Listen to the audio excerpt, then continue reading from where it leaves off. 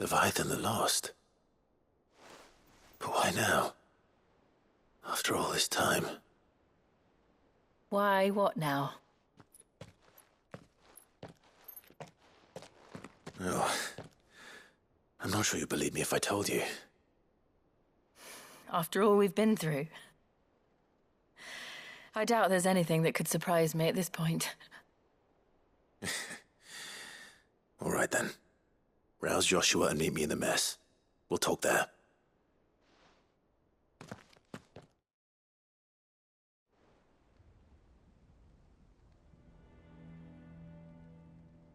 I see we're all here. So, what is it this time? I'm not sure yet. The letter delivered to my chambers omitted a few crucial details. Do we know its provenance? That was one of the details it omitted. But whoever the sender was, it seems the dame held them in high enough regard to point them in our direction. The dame? Well, she's not one to waste our time. It must be important. Important might be an understatement. If the letter is to be believed, Leviathan's dominant is in danger. And someone wants us to save him. Leviathan? So the Warden of Water has finally returned. What has it been? 100 years? More. The Lost moniker dates back at least that long. Even our venerable lawsman would not have been so much as a glint in his father's eye when last the mighty serpent brought his crashing waves to bear upon the realm. But why the gap? I know it can be a few years before a new dominant's born. But over a century? Should the dominant of Water's bloodline have been severed somehow, it could have prevented a new dominant from awakening. But if one has awakened now, he couldn't have chosen a worse time. Every nation in the realm has lost its dominant. If word gets out that there is still one to be had, they will stop at nothing to claim it for their own. And the twins will be at war again, just when humanity most needs to come together. Did the letter say anything else? Only that if I wish to know more, we must meet in person. And that the Veil can arrange a meeting. If nothing else, you can be certain it ain't a trap. Famous last words. I'm coming with you. As am I. Thank you. Both of you. And Otto? Yeah. I'll keep an eye on things here. Didn't fancy coming anyway. Thank you. I shall leave the Invincible in your capable hands.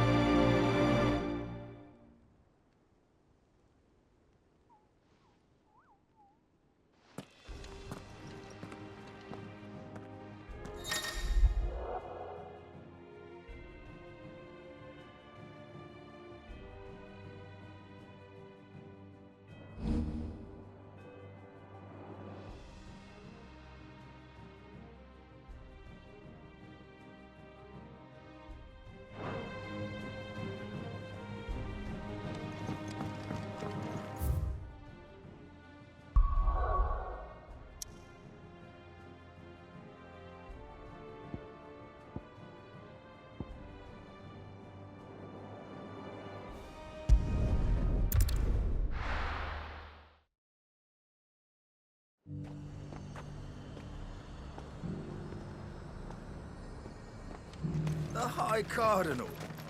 To the Veil it is, then. Then it's lucky we stayed here. Was that shouting I heard from the barracks?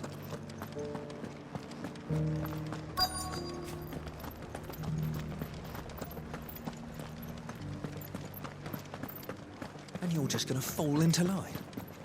What else can I do? I'm looking for a Layla.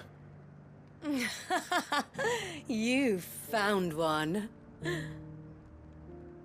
So, will your friends be joining in? Or just watching?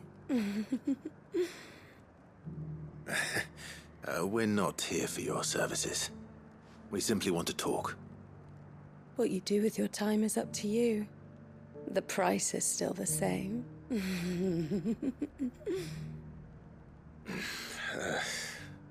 We're here about the letter.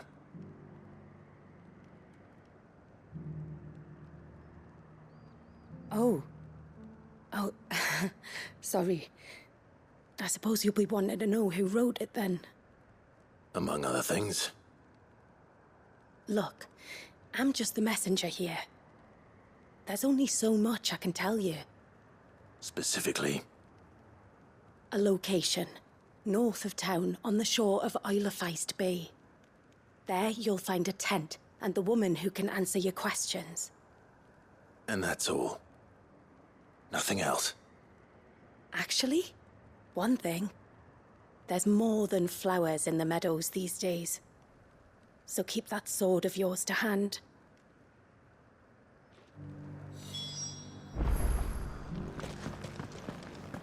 Does anyone else think it's strange that this woman should prefer to keep to the outskirts of town? Not if she realizes the value of the information she's party to.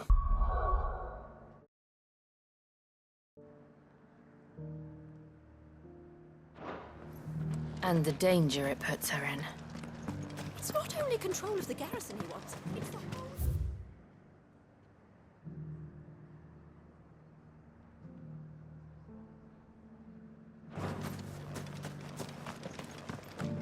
Well, what do you think? What do I think? I think...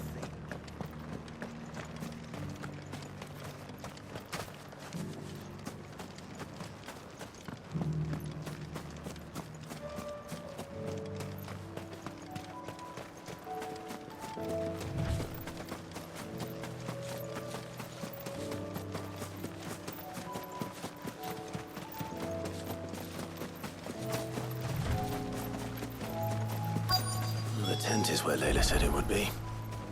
Yes, but who awaits us inside?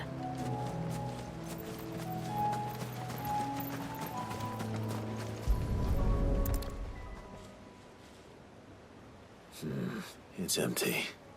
Why am I not surprised?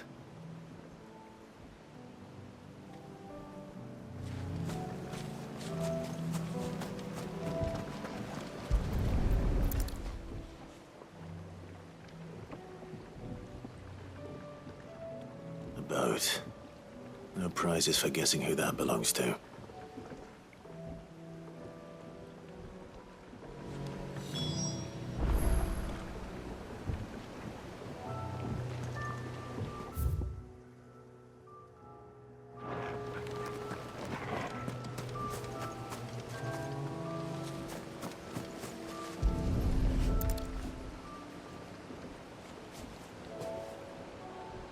The embers are still warm. So you're Sid.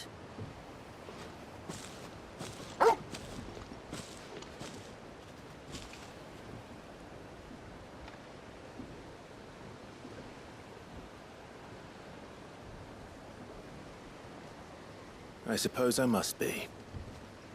Which means you have me at a disadvantage. Apologies.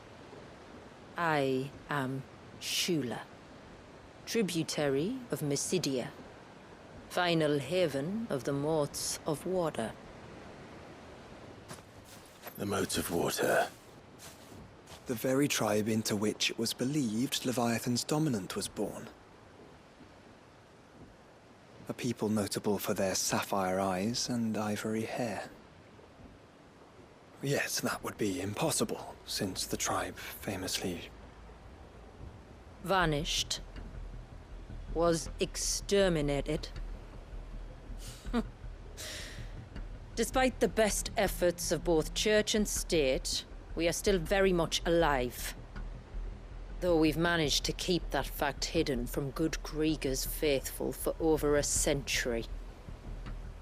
Along with Leviathan's dominant.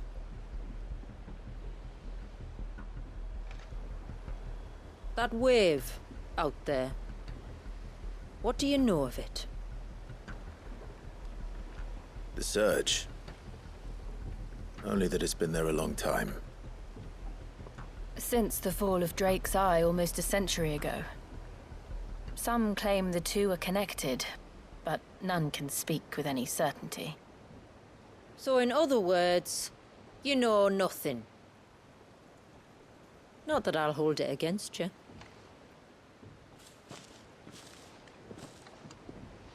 The wave was raised by Leviathan in an act of rage. Moments before the waters were stayed, and the icon and its dominant bound within. And you want us to? Rescue him. Yes. You see, a little bird told me about a certain outlaw with a singular knack for putting unruly dominants in their place. And ours is about as unruly as they get. For years, we've searched for someone who could hold their own against an icon. Someone just like you. So what do you say? Will you help us? What exactly did your dominant do to warrant this punishment? What did he do? He committed the greatest crime one of his kind can. He was born.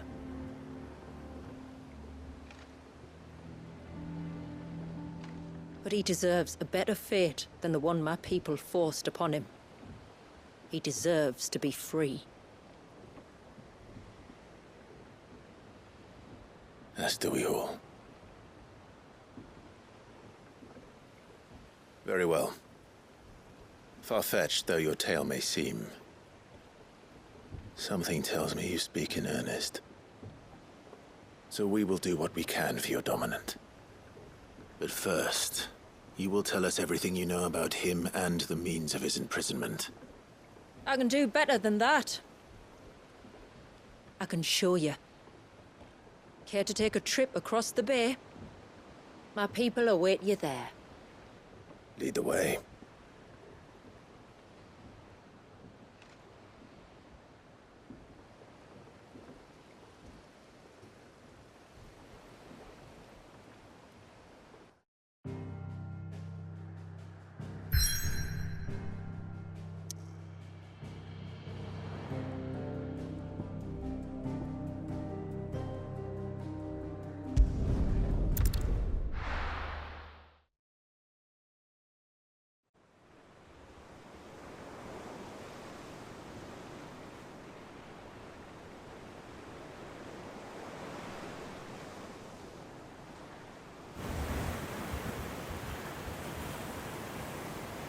All right, you might want to hold on to something.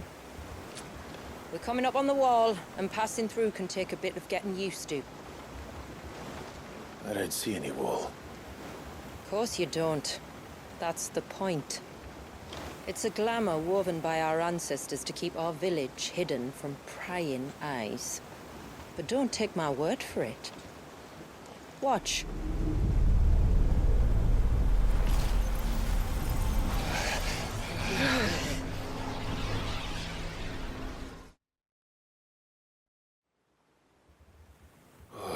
That was worse than a slug of Bacchus wine. Clive, the sky. It's blue, but how is that possible? You do know what a glamour is, don't you? Ours just happens to work both ways, and a good thing too. I wouldn't fancy staring at those sickly clouds every day.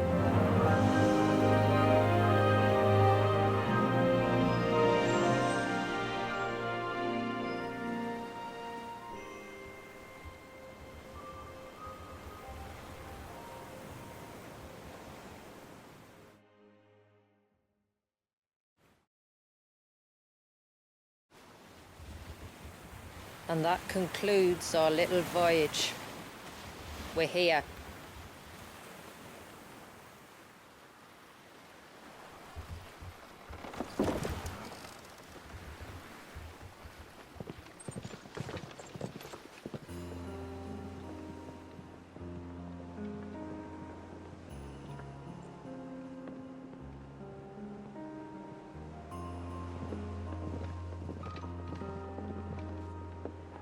It's a long slog to the village, and a hard one. I hope you're up for a climb.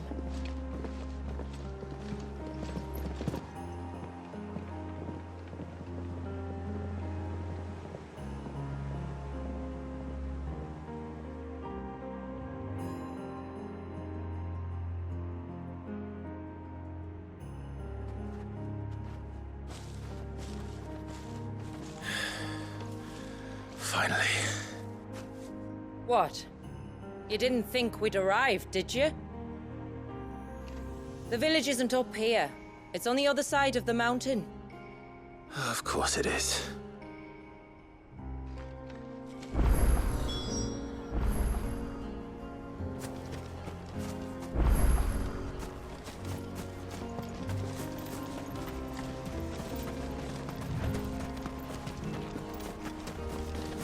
Watch yourself, Sid. This path can be treacherous. If not for the sheer drop, then for the beasts who prowl it. Thank you for the warning. And please, call me Clive. Sid is an alias. You will be pleased to learn, Lady Shula, that I have no such aliases. Is that so, Lord Margrace? It's all the same to me.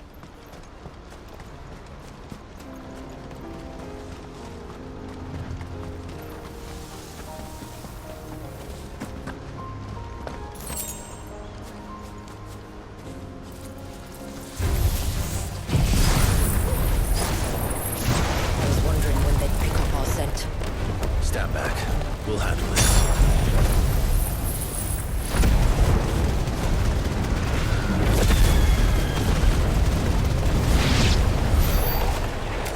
Earlier you mentioned spells, yet I see you carry no crystals. Since when did a bearer ever need crystals? But then, where is your brand? Waiting for me in Sunbreck, if I ever get careless.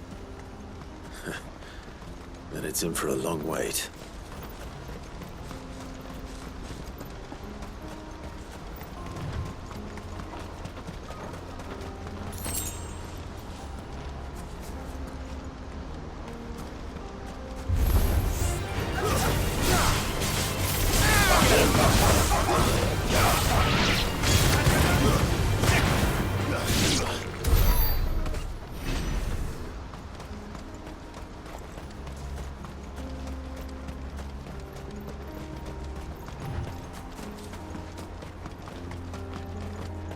We're almost at the summit.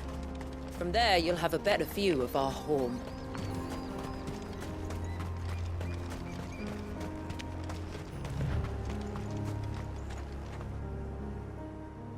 Few have ever set eyes on what I'm about to show you.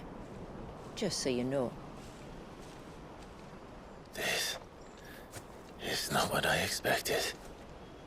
Welcome, my friends, to Mysidia.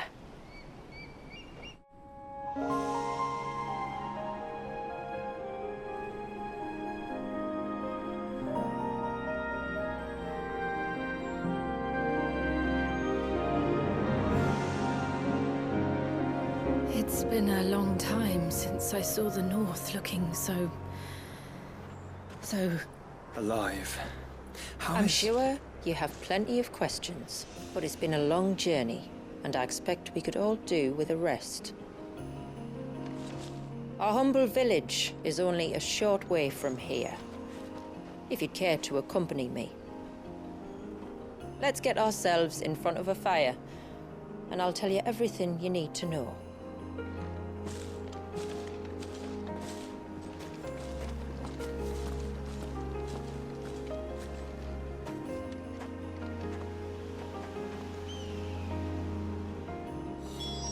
It's beautiful, Shula.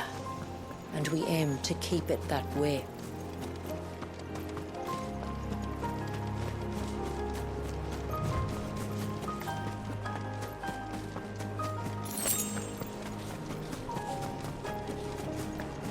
Are those stones glowing? That's one of the cairns which maintain the glamour. Steer well clear.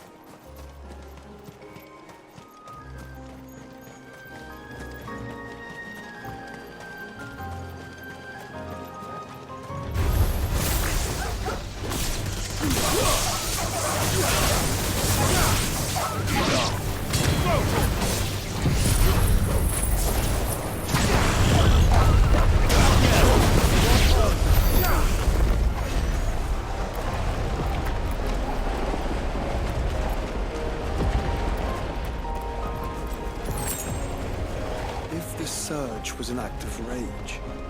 One wonders what prompted it.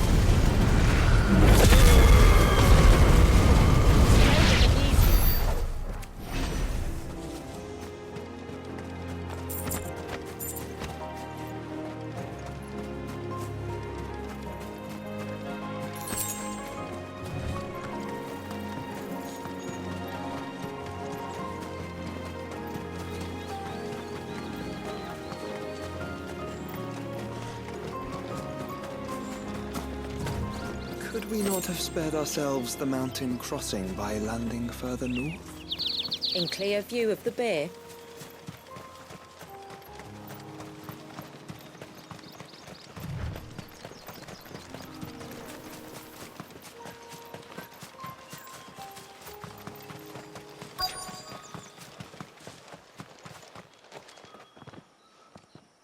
On evening tides. Does morning's light return? Open the gates! The tributary is home!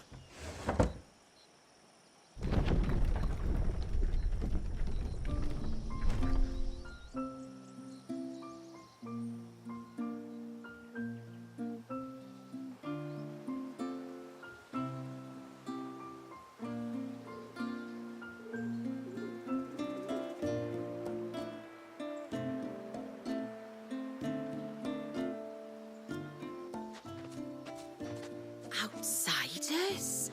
Well, I never. Look at the size of that dog. All right now, back to your duties. You'll have to forgive my people their curiosity. We don't get many visitors. Or any, truth be told. Then we are honored to be the first. This is quite extraordinary. Like stepping into another world. So do you believe me now? You've made it difficult not to, my lady. But how did your people chance to settle here in the north? Unless I am much mistaken, the moats of water long called the coasts of southern Ash their home. Until Drake's Horn fell and the Blight forced them ever inland, where... We met our doom, along with our dominant. I see you've read the Gregorian Church's account, but perhaps you'd like to hear ours. That building over there is the Witten Hall. It's where my people gather to discuss matters of import. We can speak more inside, once the place is ready to receive you. It shouldn't take long, but you're welcome to explore the village while I see to things. Thank you. We'll do just that.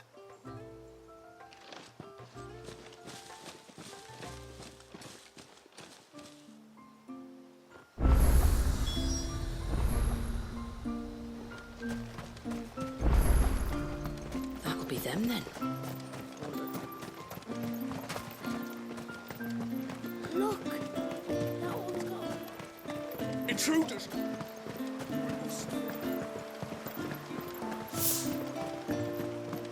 Oh, do you think he may?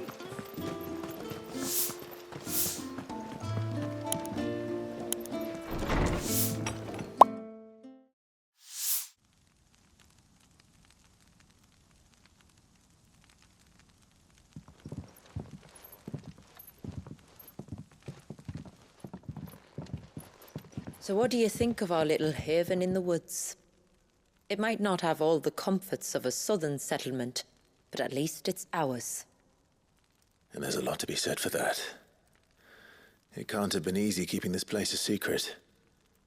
Not easy, no. We've dedicated our lives to maintaining the glamour that conceals us. Us, and well, yes. This man, Wallius, is he Leviathan's dominant? That's right. Though he's no man, Wallius is still a baby. A baby? Forgive me, but you said that the Dominant and his icon were bound inside the Surge almost a century ago. That would surely make him older still. It would, if he'd been allowed to age. But the spell robbed the poor bairn of even that. I'm sorry? Wallius was the son of my great-grandfather. Leviathan awoke within him almost immediately. But instead of allowing the lad to live out his life as a valued member of the community, my ancestors sought to put his power to other uses. Sadly for them, the icons sensed their treachery and summoned a wave so large it would have swallowed the entire village if my ancestors hadn't stopped him. Then it is not the surge that binds the child, but time itself. Yes. Forgive me. I'm still not sure I understand. I'm not surprised. It isn't the easiest thing to explain. Which is why it might be better if I took you to see him. Show you exactly what he has to endure. That is why we came. Then let us be off. There's a road that leads north from the village. It'll take us right into the Surge.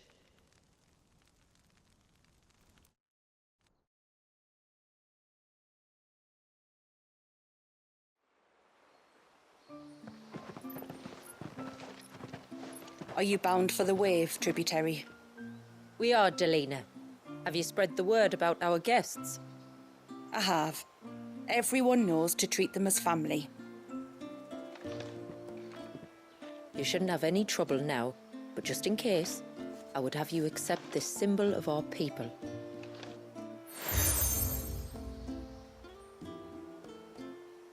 That's very kind. I look forward to meeting the family. The feeling's mutual. Should the tributary be indisposed, feel free to ask me any questions you might have regarding the village, and I'll do my best to answer. Thank you. We will. Then I bid you good tide.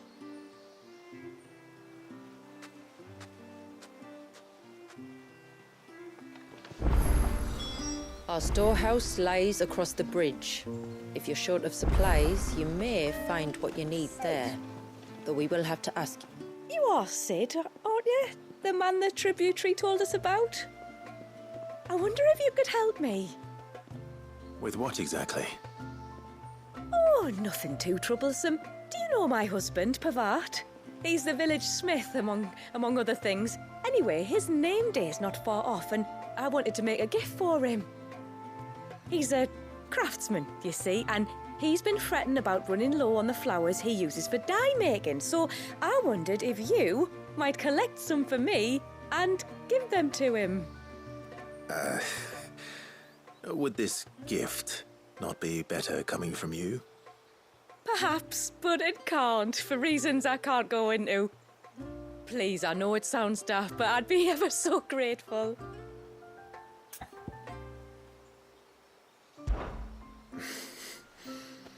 Fine.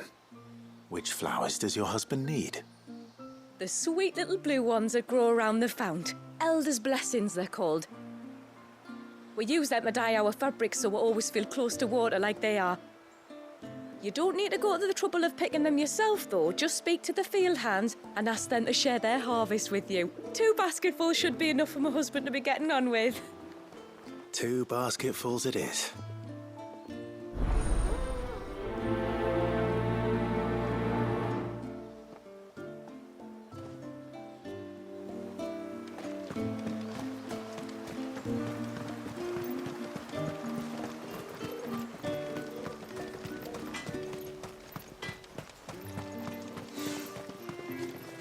Where in the... Oh, I'll have her hide when she gets back. Oh, sorry. I was leagues away. How can I help you? If you're after something from the storehouse, it's actually my wife you'll want to talk to. She will have to charge you for the goods, though. Not that we'd fleece you or anything. It's just, you know, needs must. I understand. Saying that, she might not be able to get anything down for you for a bit. Ah, right. She's got her hands full with the inventory, you see. It should have been my daughter's job, really, but the willful little rills decided to make herself scarce. Ah, the heavens only know where that girl's got to. If you'd like me to keep an eye out for her. Oh, no. I couldn't ask that of an outsider. Could I? You wouldn't mind? Of course not. She won't have gone far, will she? I hope not. But I've scoured the entire village for her and come up empty-handed. Can't help thinking she might have gone on another one of her little adventures. Ah, a free spirit, is she? Aye, that she is. Can't get her to sit still, especially once she heard you lot were on your way. Outsiders! You should have seen her little eyes light up. No, if she wanted to watch you arrive, she'd have made for the low gate where you first came in. The guard there might have spotted her. Maybe you could ask him. Ruka, her name is. All right. I'll let you know if I find her. Try not to worry.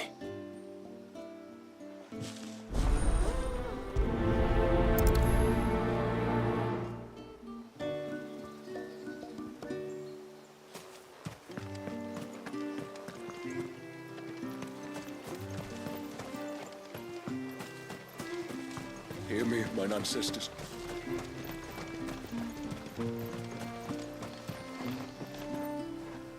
Excuse me. You haven't seen the storekeeper's daughter, have you? Little Ruka? I have, as it happens. She went out through the gate not long ago. Out of the village? Alone?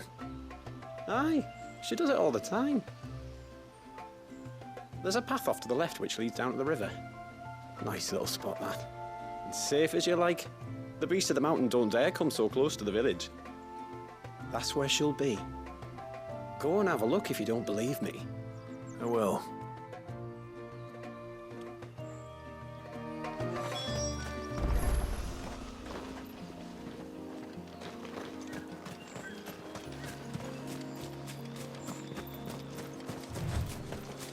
This must be the path.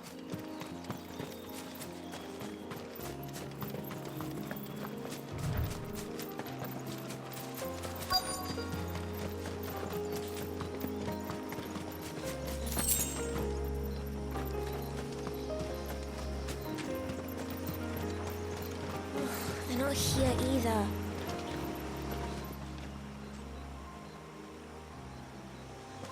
It's you! I've been looking everywhere for you. You must be Ruka. You know my name? Can you lot read minds? Your father asked me to keep an eye out for you. You left without telling him where you were going. He was worried. But I went to look for you. Well, now you found me. What do you say we head back to the village and let your father know you're safe? All right. And on the way home, you can tell me all about the world beyond the wall. I want to know everything. Everything might be a stretch.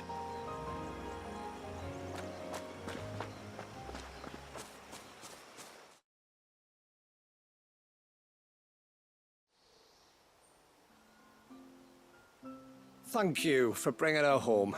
And sorry for the trouble. Oh, no. It was a pleasure. Daddy, did you know that there are villages 10 times as big as Haven in the outside world? 10 times! Cities, they call them. And in these cities, they have great big walls and towers and castles. Oh, to think I was worried. You can tell me all about the outside world later, Sweet Pea. Now go and help your mum with the stores. All right.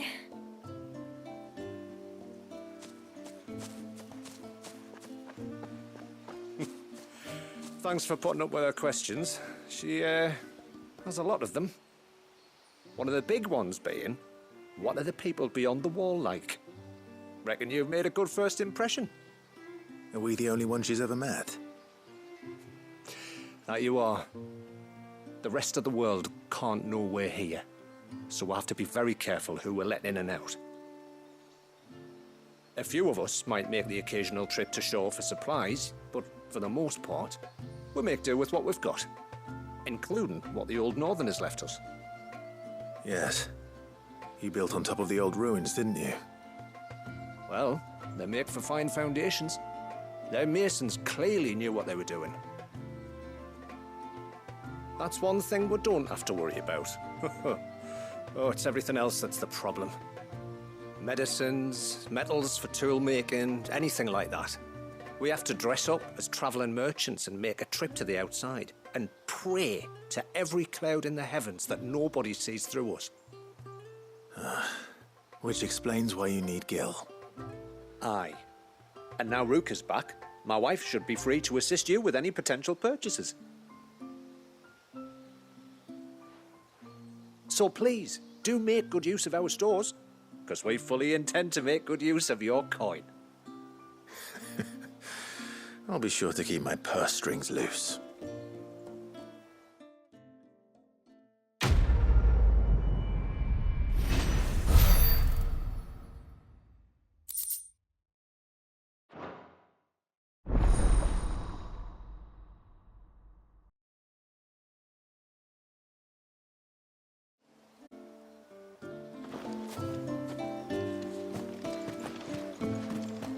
I'm not arguing.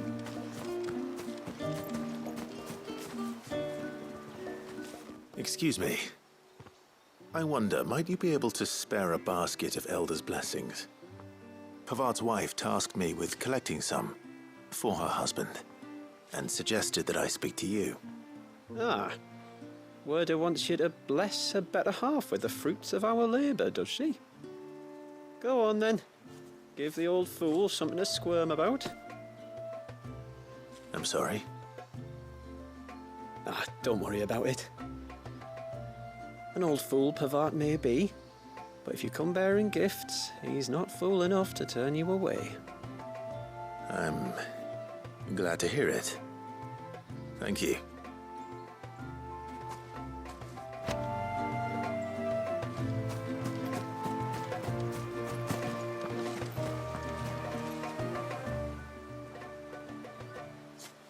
Ah, welcome to Haven, friend.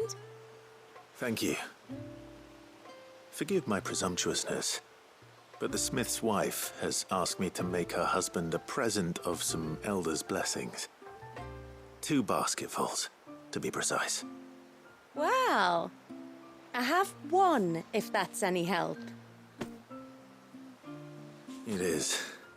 I'm much obliged. They really are beautiful. Aren't they just? Though that's not the only reason they have a special place in our hearts.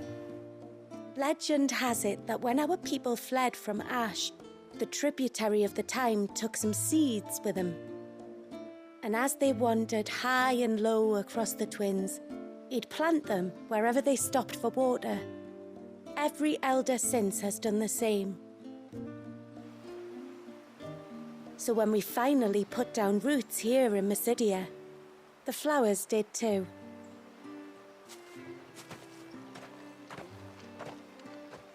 Well, that's 2 basketfuls. Time to visit Pavart.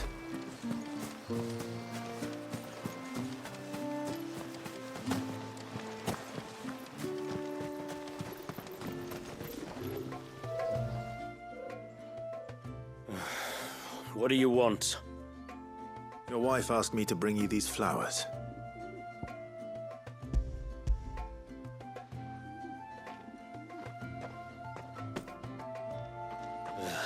That woman.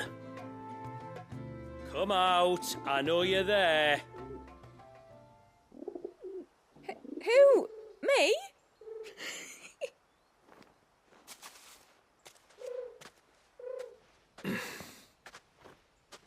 Would either of you care to explain what's going on? I'm sorry. I didn't mean to deceive you. It's just, my husband can be a bit standoffish at times, and I thought This might be a good way for the two of you to get acquainted. What with you being a swordsman like and him being the only smith in the village. It'd be a shame if you couldn't turn to him for help. The only reason he couldn't turn to me for help is because I had my hands full with all the orders you lot dumped on me. I'm pretty much done with them now, though. But, for the record, the tributary said that we were to lend you outsiders our aid, and that's exactly what I was planning to do. With or without my darling wife's meddling. Still, here we are. Acquainted.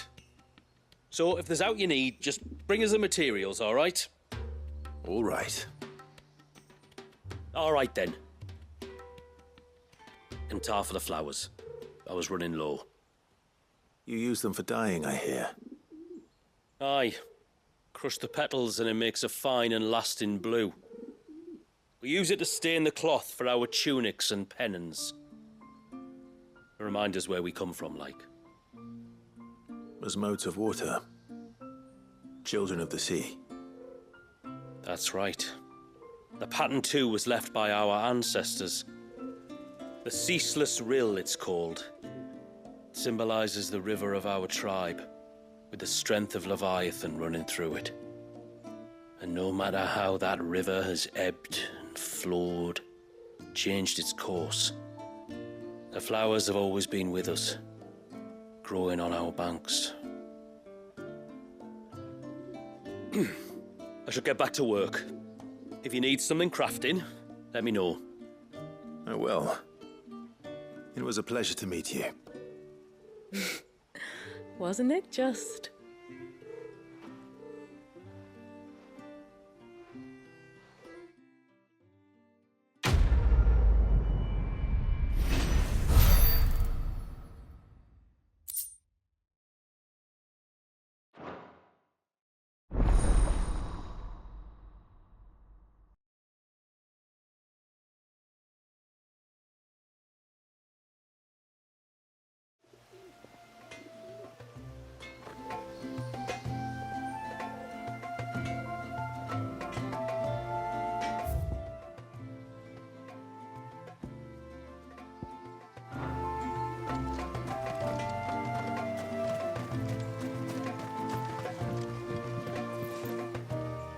Thanks for bringing me daughter back. I don't grudge her looking for adventure, but she's got to pull her weight like the rest of us.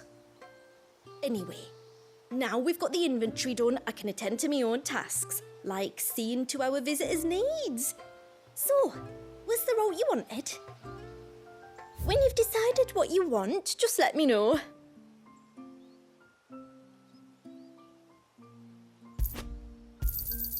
Here you are.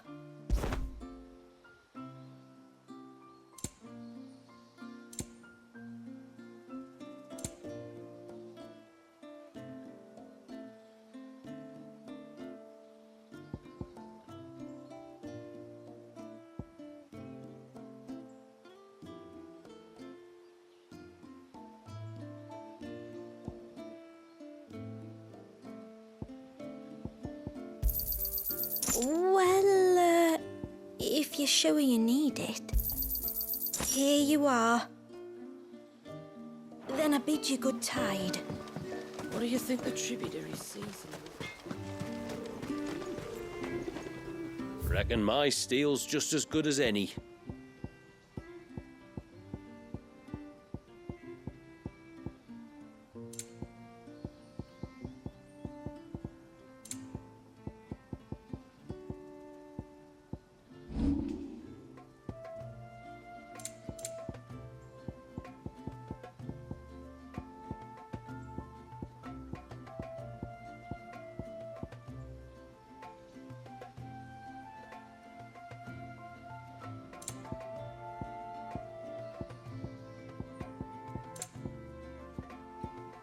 A good tide to you.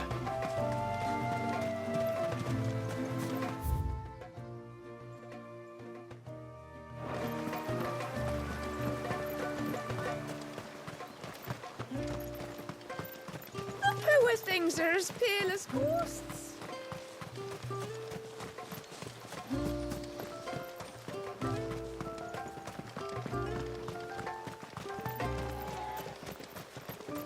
Did you hear that, girl?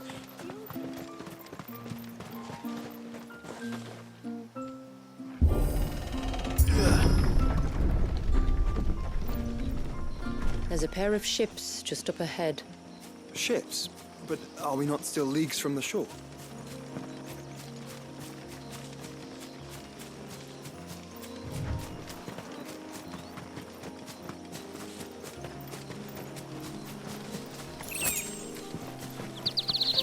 The quickest route to the surge is due east, past the second galley. Shula, how did these ships come to be here? What do you imagine happens when an icon of water gets angry? Really, brother, did you have to ask?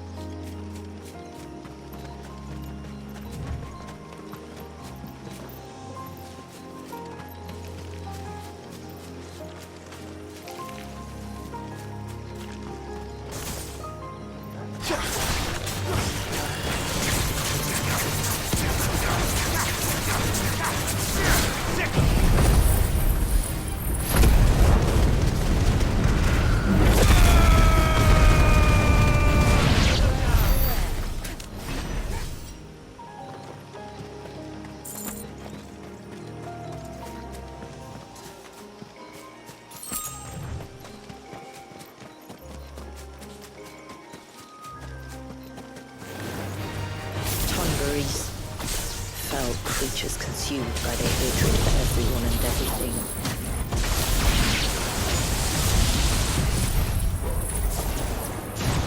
Everything save sharp knives, it seems.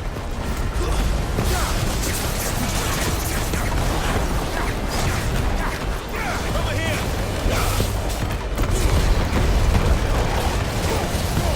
All yours, Torvald!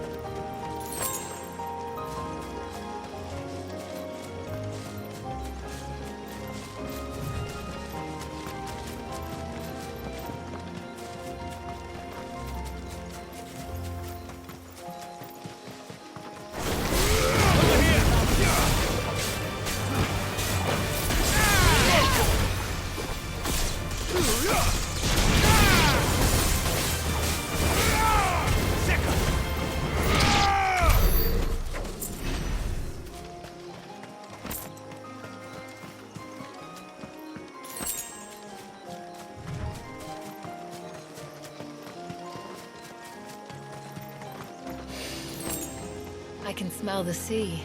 It's not far now.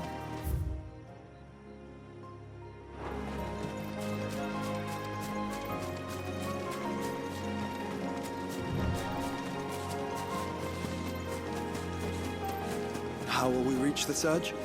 We'll follow the coastline north. There's a bridge that'll take us across to the cape.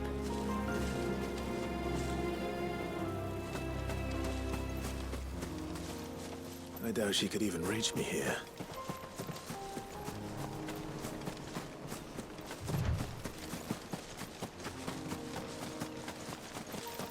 Might I inquire about the ray of light? It's what prevents the surge from being reclaimed by the sea. And Dwalius by his people. We're not alone.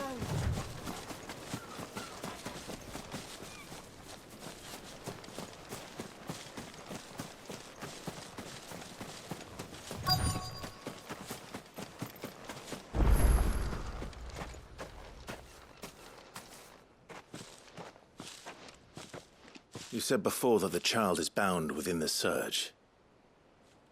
But you've yet to tell us how we're meant to reach him. I trust we won't have to hold our breath. No. The surge wraps around the cape without engulfing it. If we continue to its tip, there is a path down to the seabed and the wave's origin. All right. It won't be the first dominant we've met at the bottom of the ocean.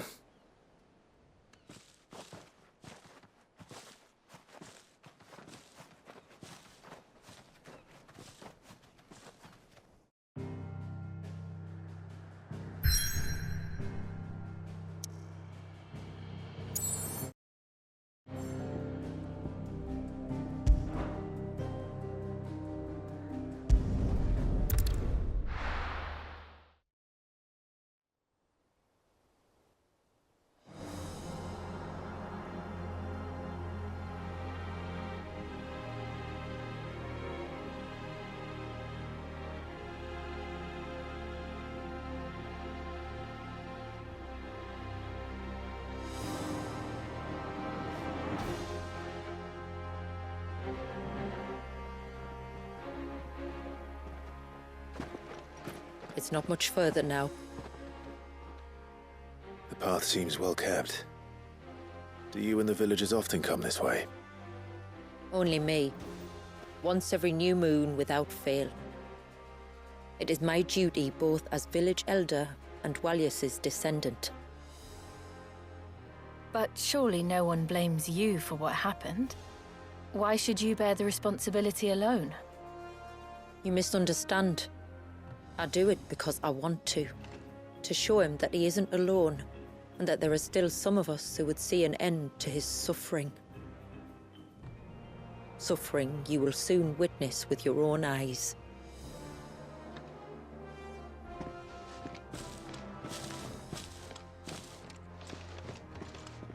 The forest grows quickly here.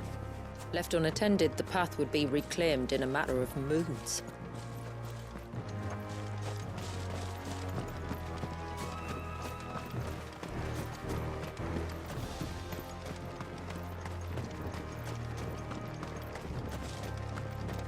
Does the light point the way to the child?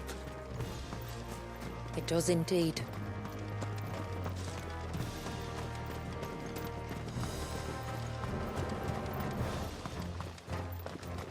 Look at all the droplets of water suspended in midair.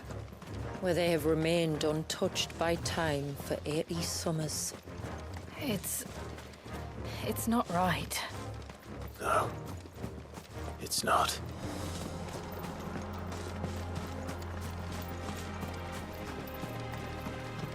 There.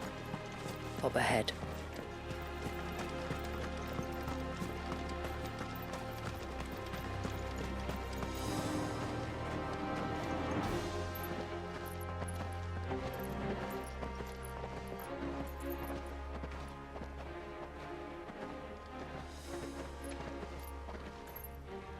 Down in the center.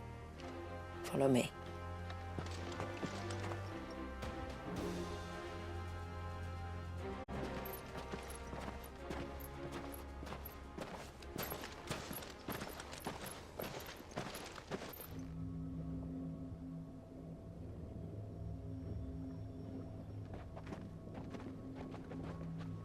He's still primed. I'll never forget my first priming. The fear. And I was old enough to understand what was happening. One can only imagine how this poor child felt. He is the victim of an unforgivable sin. Committed by people who saw him as nothing but a means to an end. He must be so frightened.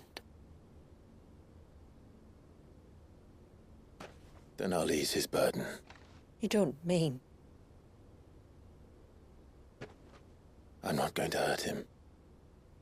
Contrary to the tales, I don't go around killing dominants for no reason. What if I told you there was a way to remove Wallace's icon? I tell you, you were a madman. It's hard to believe, I know. But it can be done. Though, it isn't without its risks. Part of the icon remains no matter what. So, it might still come to violence. I don't know. It depends on the dominant. I've seen things end well, and I've seen things spiral out of control. But I do know one thing. If we turn our backs on this child, there will be no end to his suffering. And I think that a worse fate than the alternative. Don't you?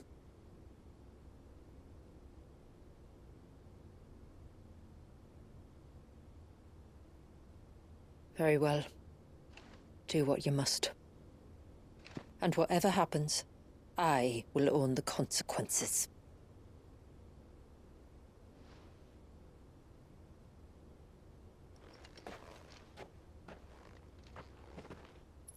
Don't be afraid, little one. Let me bear the weight.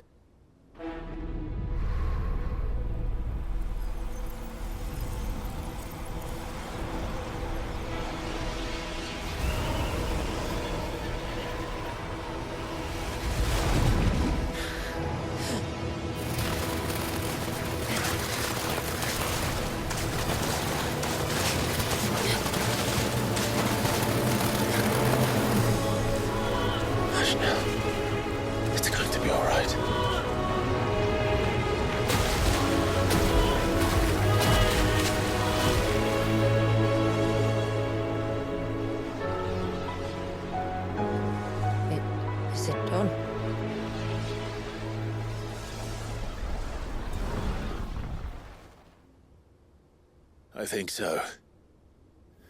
I can feel the icon inside me. But something's wrong.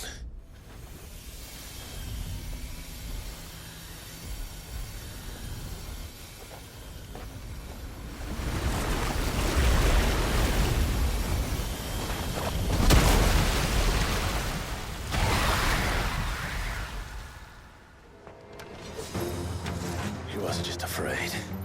He was angry. All right. Let's see what you've given me.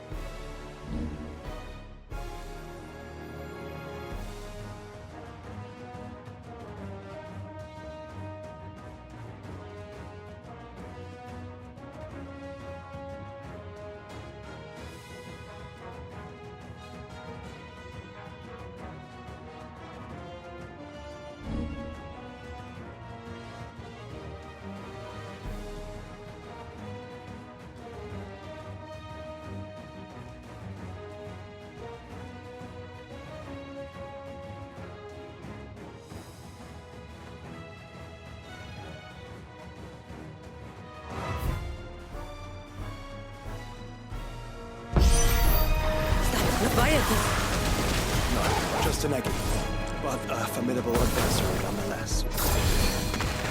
I'm hurt.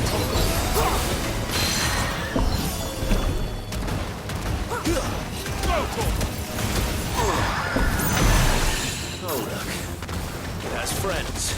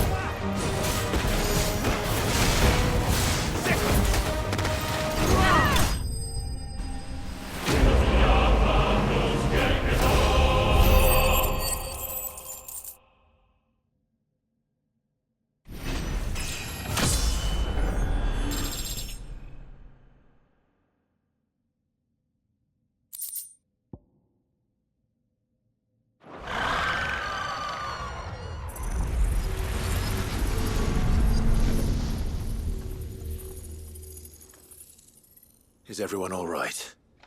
He seems calmer now. You said Walius was frozen in time. But he knew we were here. How? I don't know. He's never reacted to anything or anyone. Until now. The child has been bound for nigh on a century. If he has been conscious from the first, we must remove the seal at once. It's not that simple. I wish it were, but... there's more to this tale. It would be better if I explained back at the village. I see. Then let's return before it gets dark.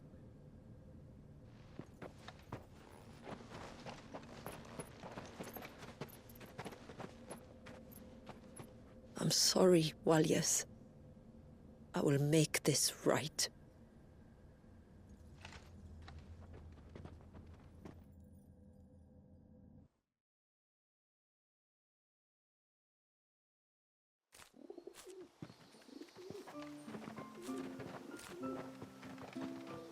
So, part of Leviathan is inside you now, is it?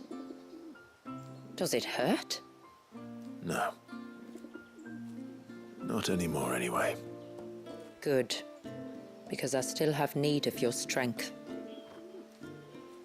If you want to know the rest, we should head to the Witten Hall. Of course.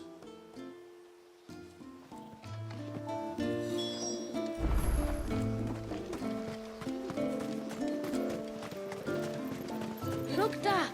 The tree's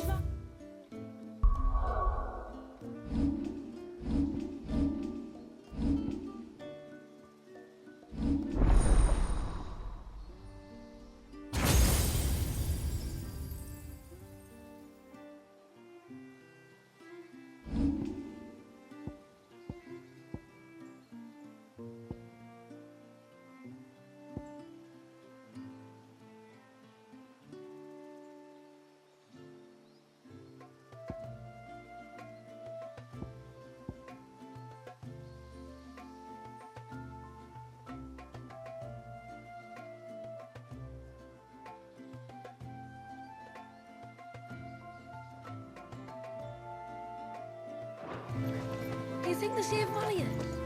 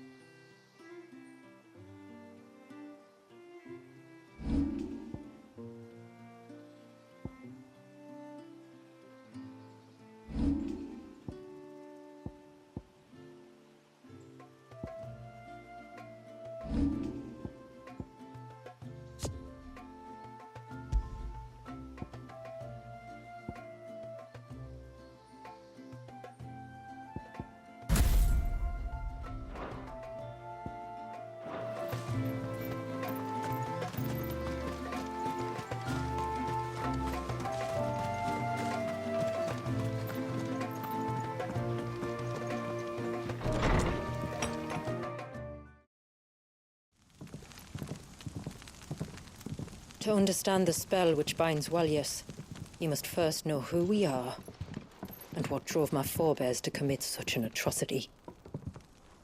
This tapestry is our story, the one that brought us here.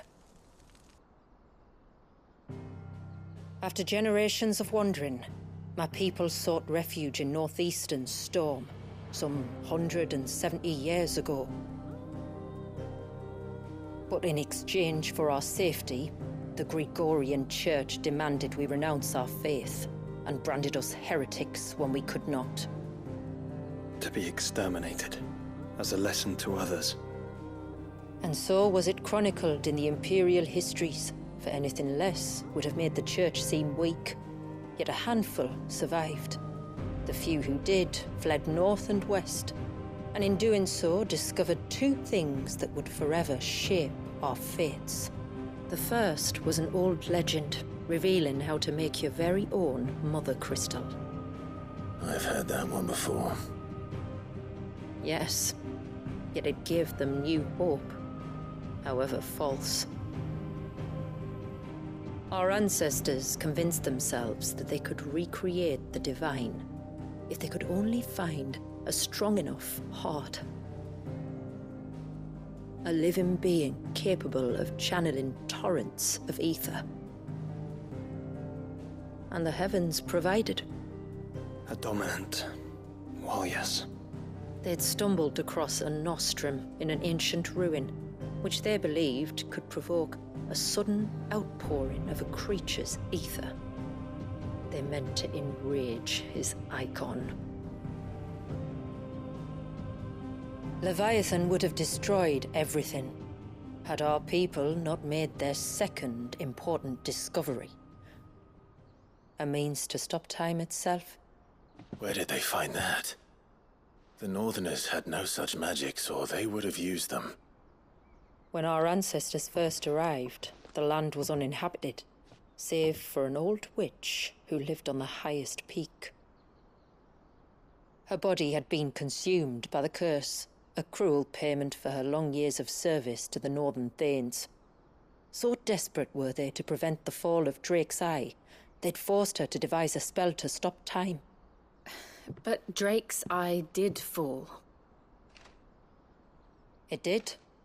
When she finally perfected the necessary magics, it was already too late.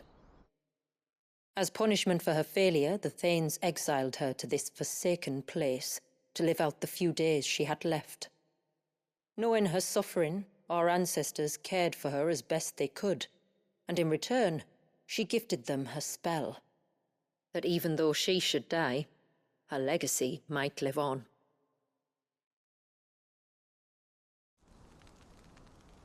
So armed with both the knowledge of the ancients and the secrets of time, our ancestors settled upon an ambitious plan. They would create a new Mother Crystal and enchant it that it might endure for all eternity. Thus would our people's wandering, our suffering, finally end, and prosperity visit us once more. And all it would require was the sacrifice of a single child. A small price to pay, or so they believed. Another victim of man's blind reliance on the Mother Crystals. So we know the seal source. How do we break it and restore the flow of time? Do you recall the Dome of Light on top of the cliffs to the west? Inside lie the ruins of an old temple. It was there that the witch built the Vare, a conduit of sorts that channels her remaining ether into the surge. But it's been a long time since anyone set foot in the place. And now, there are others who claim it as their own. Then we shall go prepared for a fight. That said, it may be best if one of us stays behind. You think the village could be in danger? We saw the ether flow from Walyas in all directions, but only encountered a single familiar. There will be more. And should even one make its way here, I doubt the walls could hold it back for long. Then I shall stay. The Phoenix will see your people safe, tributary. You have my thanks. Very well. We should depart at once. I fear time may no longer be a luxury we can afford.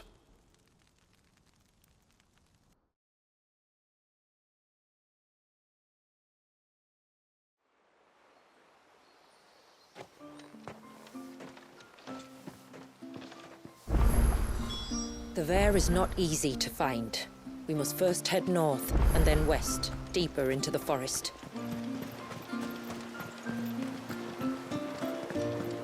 No sign of the child. You don't think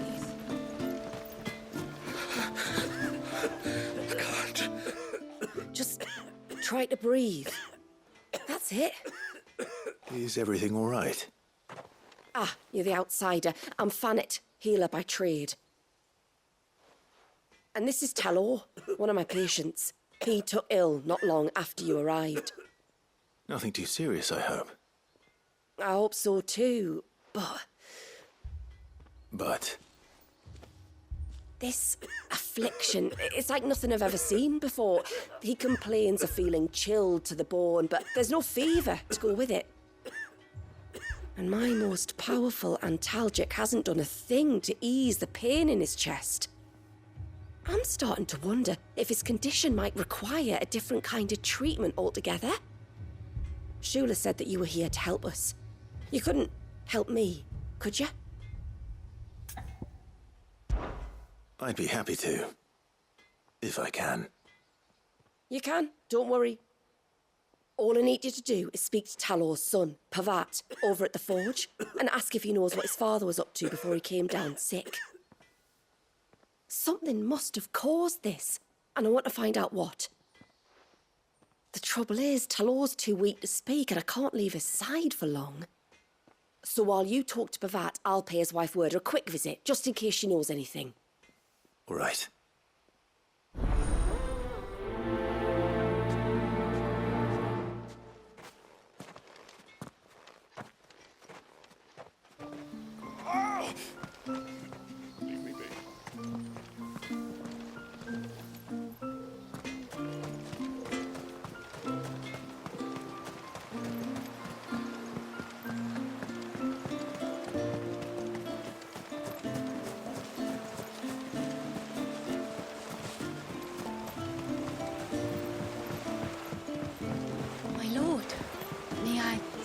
A moment. There is a matter with which I would beg your aid. Of course, what is it? Please, not so loud. Something serious, then? Yes. I think we might have company. I was passing by the low gate when I saw a figure moving among the trees up on the cloak. At first, I thought it must have been you or your brother, so I didn't say anything, But the more I think about it, the more certain I am that the figure looked familiar. And you're sure it wasn't one of the other villagers? Positive. I think it was someone from outside the wall who has found his way inside. Of course, it could just be my imagination playing tricks on me. I only caught a fleeting glimpse, and it might have been you or your brother. But if it is who I think it is, we cannot allow him to leave now that he knows we're here. Would you go and see? He won't try to hurt you, believe me. Given what lurks in the forest, the only one likely to get hurt is him. Very well. Whether the man you saw is who you believe him to be or not, we need to know. It may yet be someone else entirely. Someone who means your people, or my people, harm. Perhaps. Just promise me that if you do find someone up there... Don't worry. I won't draw my sword unless I need to. Thank you. Yamila, this man you saw, might he be the customer you told me of? I fear so. A customer? I'll explain later. Come on.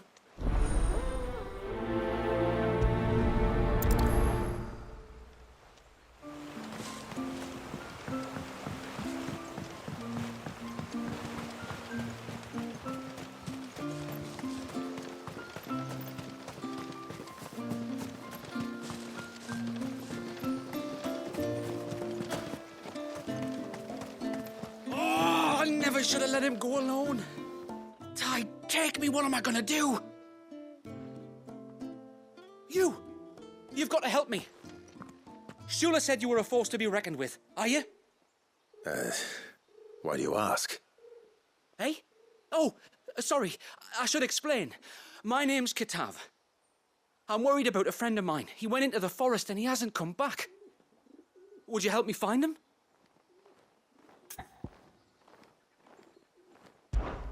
I can try. Tell me what I need to know. Of course. You know about the glamour our ancestors cast to keep this place hidden, right? Shula told us about it, yes.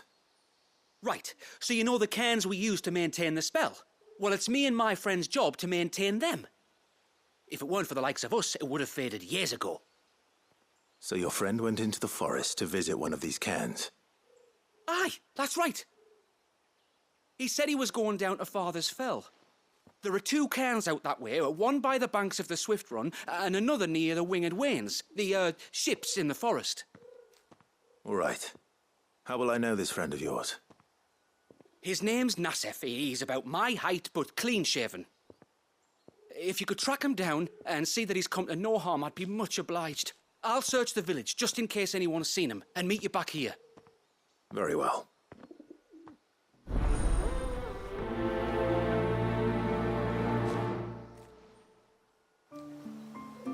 One cairn by the ships, another by the river. Better get moving. Hail, stranger. Are you a rider by any chance? I am. What gave me away? Oh, I can smell it on you. The scent of the stables. And not just any stables. Something tells me you've never been one to ride half-starved birds with chine gall and wet beak. If I had a guess, I'd say your bird eats only the finest greens and has her feathers groomed twice a day with a curl hairbrush. Nothing but the best for my ambrosia. Ambrosia, eh? Pretty name. What's she like? Well, she's tall and strong. And her feathers are as white as snow. You're joking. You've got a white chocobo.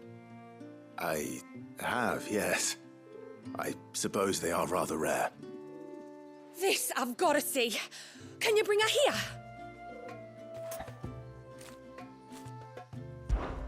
I would if I could, but I doubt Shula's skiff could hold her.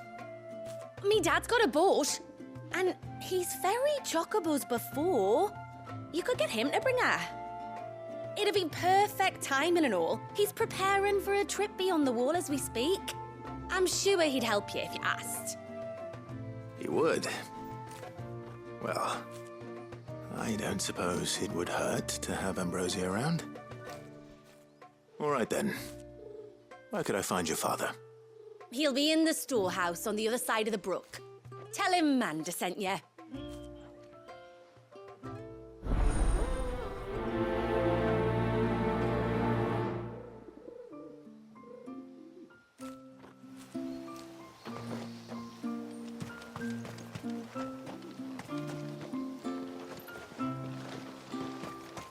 And once everyone left me in peace.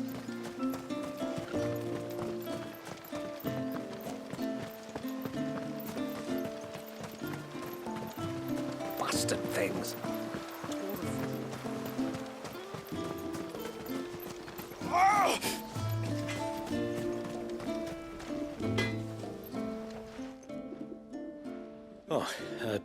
Do you need something?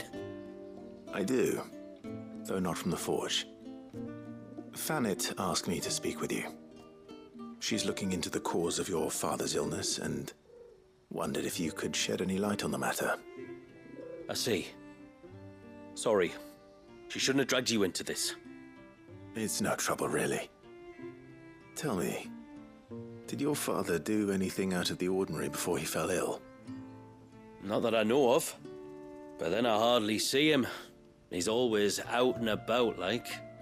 Well, at least he was. Suppose he might have been a bit more fidgety than usual, but apart from that... When you say out and about, where does he usually go? Just round the village. Wanders over to Blazier's place most days. He's a fisher who lives on the other side of the fount. They're old friends. Maybe he knows something I don't. Maybe. I'll go and speak with him.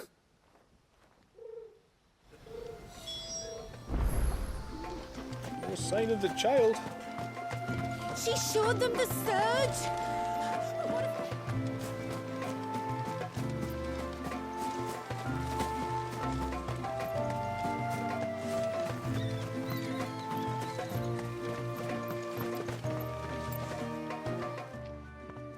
Greetings, stranger. What can I do for you? Your name is Blazier, is it not? Pavard tells me you're a friend of his father's, and that the two of you may have spent some time together prior to his illness. His illness? Talor's never been ill a day in his life. I don't know why he'd start now. Oh, Fanny doesn't know either. It was she who asked me to look into his recent behavior on the off chance it might explain how his condition arose. Oh, I suppose there was something that struck me as a bit odd. He kept asking about the woods. Did you see anything strange on your way back from the shore? Are you certain? Do you swear? That kind of thing. I didn't, of course. But he wouldn't let it go. It was like he was expecting something to happen. It was just a matter of when. Not that I know what. But he never told me anyway. Well, that certainly does sound unusual. And it might just be what Fannet is looking for. Thank you. Don't mention it. Oh, and when you say Talor, wish him the best from me, eh? Let's see what the healer makes of this.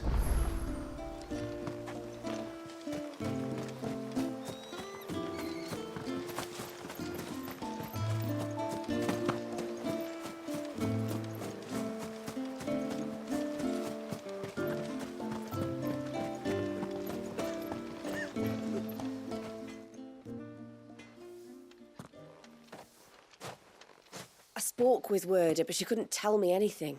Did you have any better luck? Nothing conclusive. But there was one thing. Blazier, the fisherman, told me that Talor had taken a sudden interest in the forest of late. He kept asking him if he'd seen anything unusual there on his way back from the coast, but never let on what exactly he was expecting him to have seen. The forest between here and the coast. Surely not. But then... I can't say for sure. But I think Talor's illness might have some connection to the Tomberries. You may have encountered them during your time here. The small, scaly beastmen. And you think they may have caused Talor's illness? I do. At least in a way. And if I'm right, it's no wonder the treatments I've been trying didn't work. Oh, I know it's a lot to ask, but would you go down into Father's Fell for me? There's an altar there, and if my fears are true, an offering upon it. What is going on here? Please. I'll explain everything when you return, but time flows fast. I beg you, make haste for Father's Fell and take the offering from the altar. Talor's life may depend on it. Very well.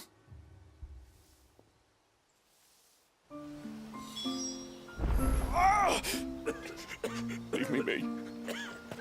Let me go. Let me go.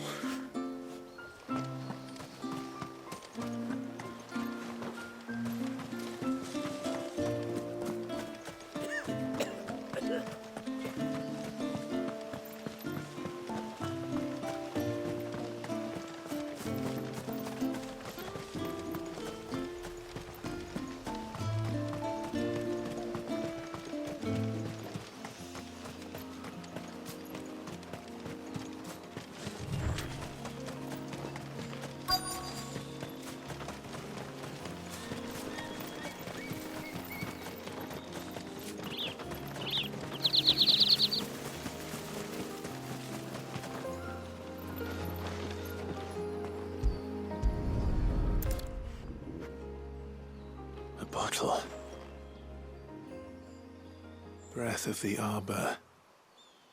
Perfume from Sunbrag. Looks expensive, too. Who's there? Stop!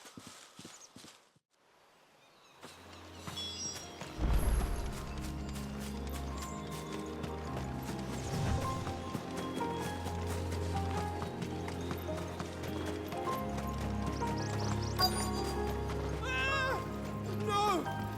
No! Hang on! I'm coming!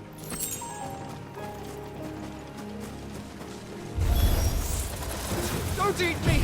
I'll give you gut rot, I swear!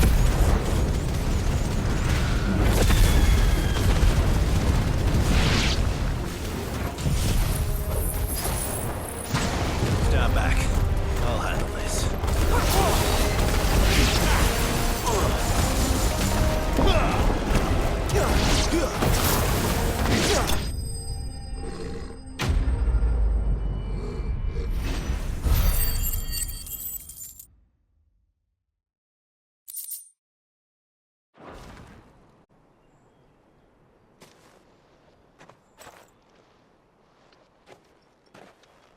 Are you all right? I'm more than all right. I'm saved! Oh, I could kiss you! Maybe you should introduce yourself first. Hervey! I knew it was you. What are you doing here? I came to see you. Oh, my little canary, it's been so long. Thank you for saving him and sparing him. Who is he? Hervey, one of many clients from my employment beyond the wall. One of many clients? We spoke every night of our plans together. Whispered songs of love into each other's ears. And then you upped and vanished without so much as a word. I left you a note, didn't I? I told you I was sorry, but that we could never be together. That I could never abandon my family. And I told you not to look for me. How did you even find this place, anyway? The flame of your love was as a beacon in the night that guided me to you. Hervey.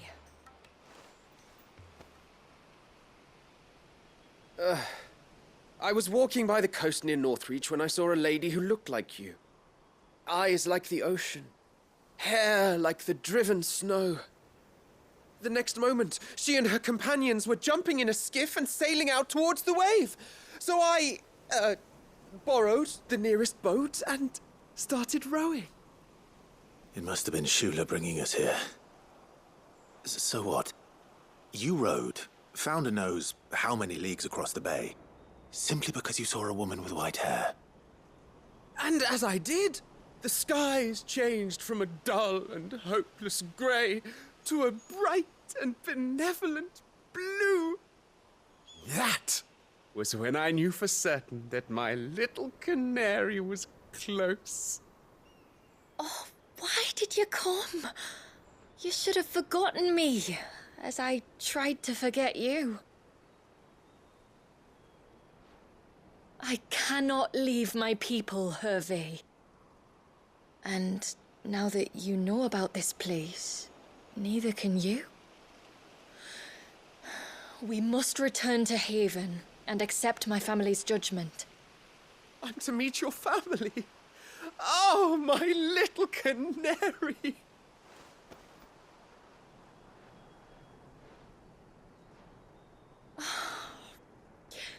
Please, come and see me later. You did as I asked, and you must be rewarded for it. But first, follow me, Hervey. To the end of the world and beyond.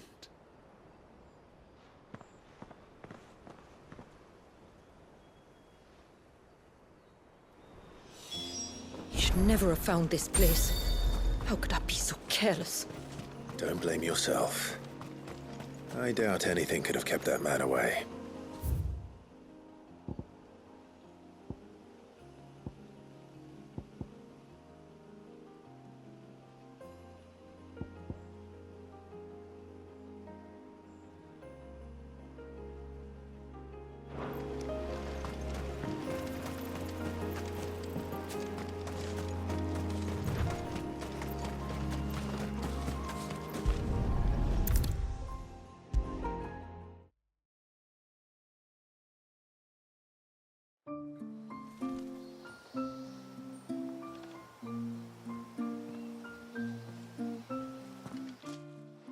Forgive me. There's nothing to forgive. You two met at the Vale, I take it. When I worked there, yes. To earn the coin that my people need to survive. Though Mysidia is our sanctuary, there are certain necessities that it cannot provide. And for that reason, some of us seek employment beyond the wall. Yet few are the opportunities for followers of a strange faith in a strange land. And so you supported your family as best you could? I did. And I have never regretted it for a moment. I found a second family in the Vale. And in the Dame, a second mother. I also found Hervé. But our love could never be. I knew that if I revealed my secret to him, I would be putting my people in danger. But that if I did not, I would be living a lie, unable to return home. What will happen to him now? Since our people settled in Mysidia, uninvited visitors have been few and far between, but not unknown. Explorers, survivors of shipwrecks, none lasted long. I see. That was before my time, you understand. I've never had to make a decision like this before. Yamila, know that I do not blame you for any of this. It was me who decided to make the trip to shore. Me who exposed our secret. This was my mistake, and I shall bear the responsibility. Thank you, tributary. I only beg you to remember that Hervé means us no ill will. He's just a fool. A fool who loves me. I will take that into consideration. But yours is not the only voice I must listen to. The whole family must be consulted, and it may take time for me to arrive at my decision. I hope you understand. Of course, tributary. However long it takes. Come what may, I thank you, my lord, for bringing us back together.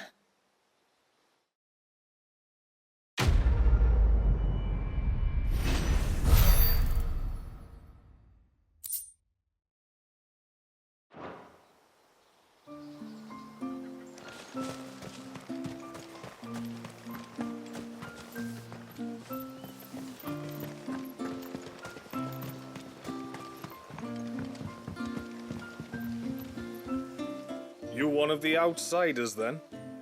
I am. Shula invited me. Are you Manda's father? I am. Got you running errands for her already, has she? She's asked to see my chocobo, but I'd need your help and your boat to bring her here. Or you could just say no. Honestly, that girl and her birds, she'll be growing feathers soon enough. Well, truth be told, I didn't take the idea seriously at first. But thinking about it, it would make it easier to get around if I had Ambrosia here. Can you help? Well, if you're sure that's what you want. The tributary says we're to treat you lot as we would each other. So, if you need me to ferry your bird over, then that's what I'll do. Still, they don't take the water easily. I'll need you to bring us a mimic gourd or two to keep her calm on the journey over. And where would I find one of those? Oh, don't ask me. It's been years since I last brought a chocobo across the bay, and I'm told the world's changed a fair bit since then. Where do you usually get your stable supplies from?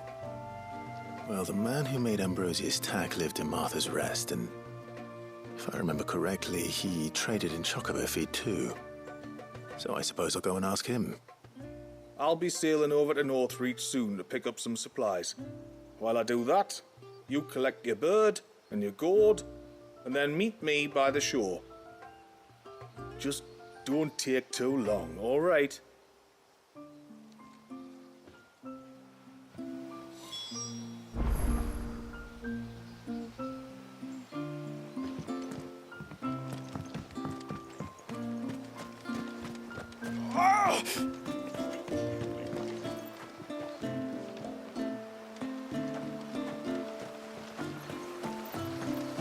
Bastard things. All the things.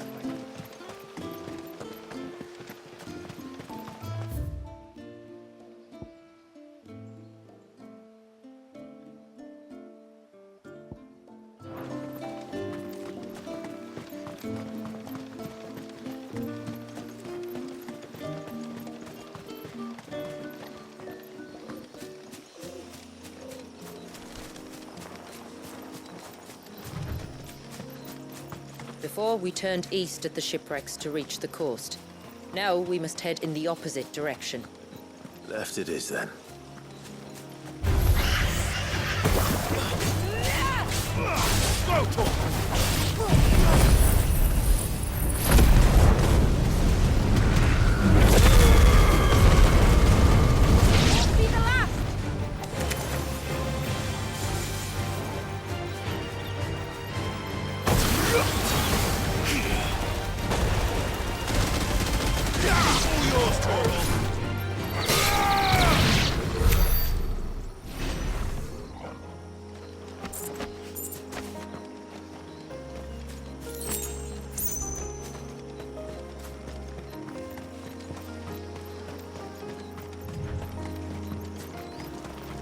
If there's one thing I know about beastmen, is that they love to hide in the dark.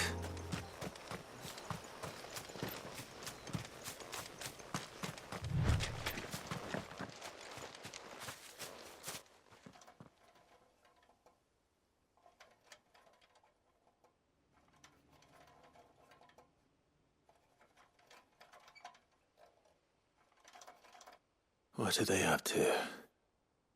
Some sort of ritual.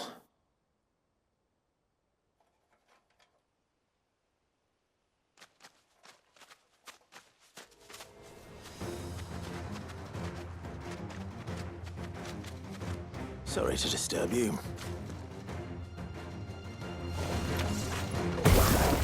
Over here! Attack!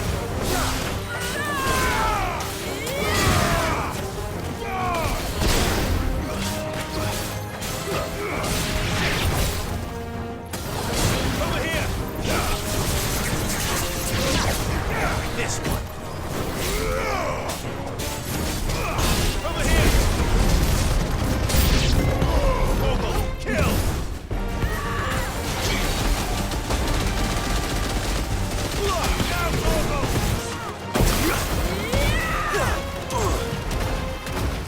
This one.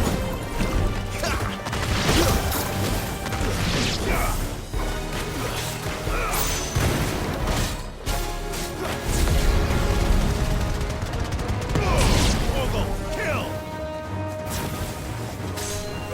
Go to him!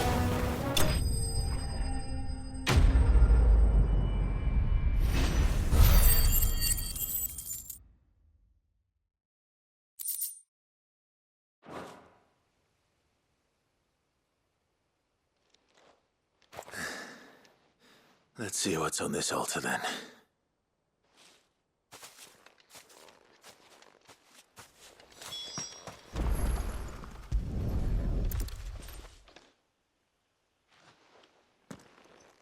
A silver chain. I doubt the Tombries made it. This must be what Fennec was talking about.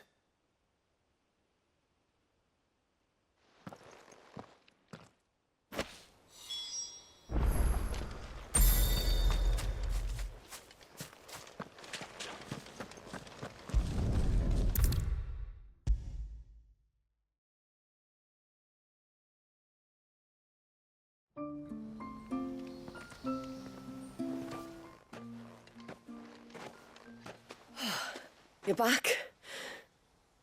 Well, did you find anything? I did. This silver chain. I knew it. Well, I'm still none the wiser. Forgive me. This chain. It's a Gregorian Maternoster. Worn by men of the faith. What's it doing here? And why would the Tomberries be praying to it?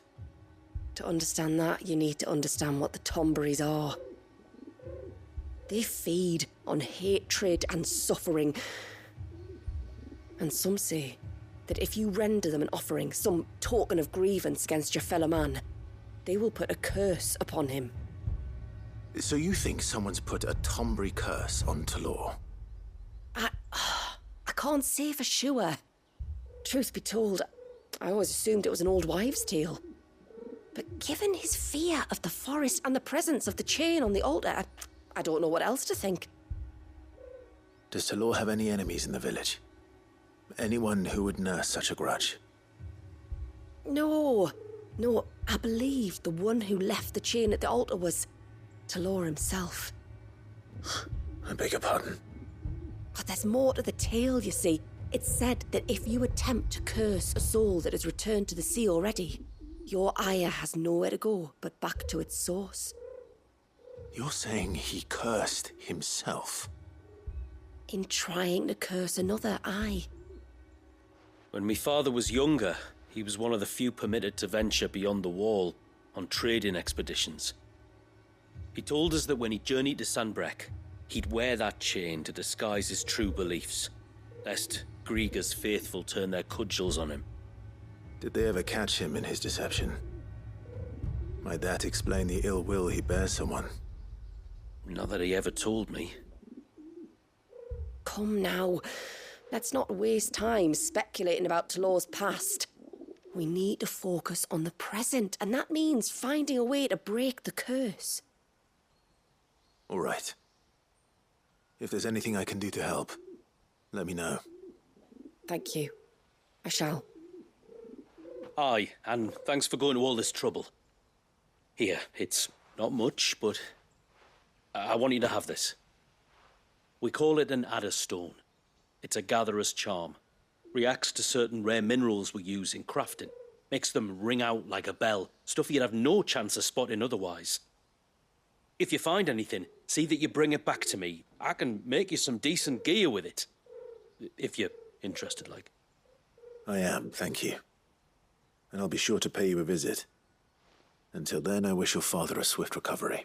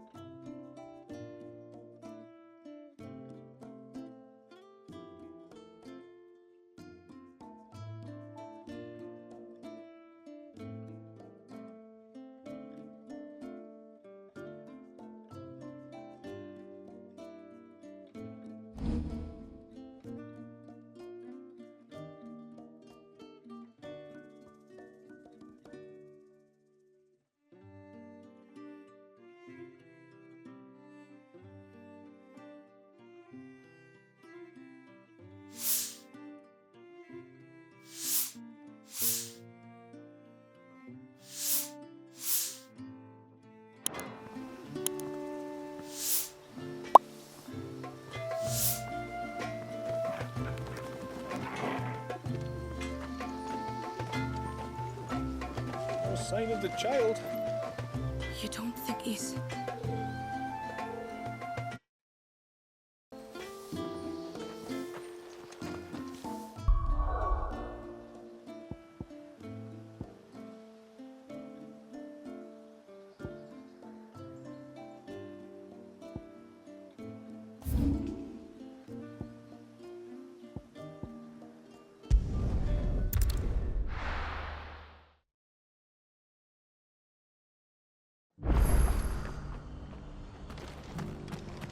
Inn's phone. Don't bother.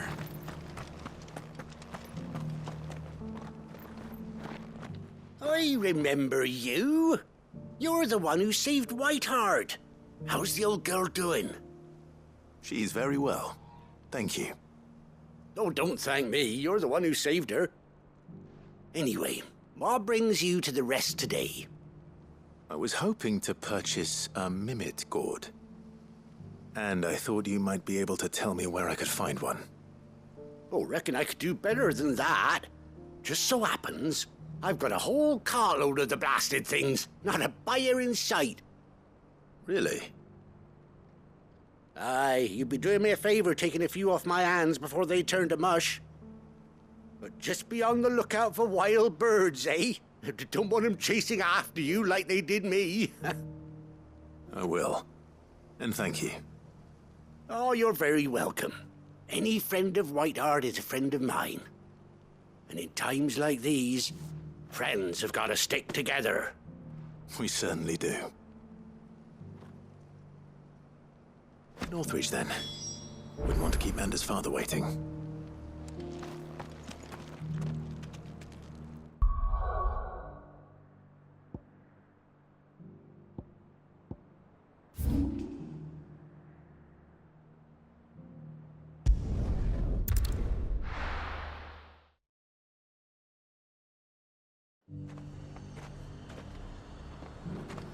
The High Cardinal. The Dominion's all but done for. That's what I heard. And it's lucky we stayed here. Was that shouting I heard from the barracks? Do you think he was the only one who survived?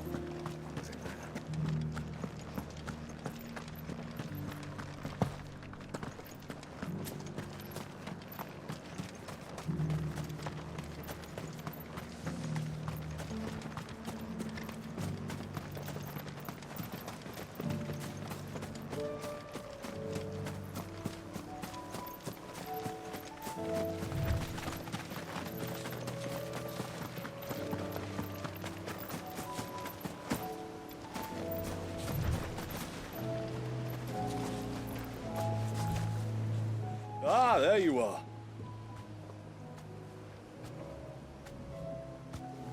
And this must be Ambrosia, was it? Oh, she's a real beauty, isn't she? I have the mimic or two. Here.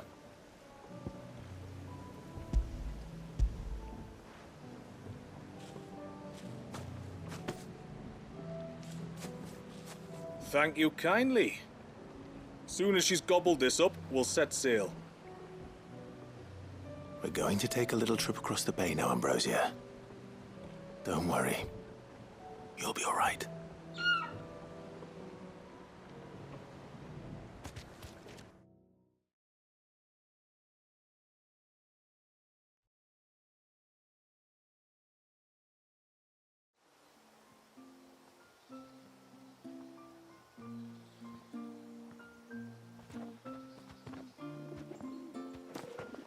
Well, we made it. You didn't all? She is as white as snow.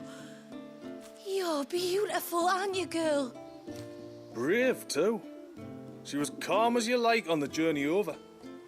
The mimic gourd will have played its part, of course, but passing through the walls enough to spook most birds even then. Not this one, though. Ambrosia's been through a lot. I doubt there's much that could unnerve her now. Not with a beloved master by her side. No. It's you who looks after me, isn't it, girl? Anyway, thanks for bringing her here. I hope I can breed a bird like her someday. And if you and Ambrosia need ferrying back to Northreach, you only need say the word. Thank you. But I think we might explore Mysidia together. What do you say, Ambrosia?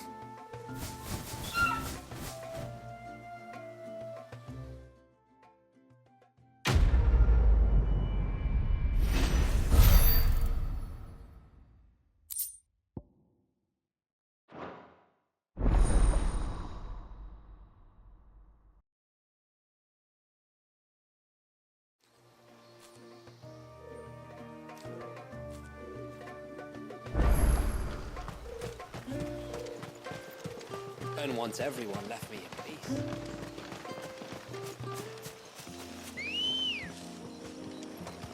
Good girl.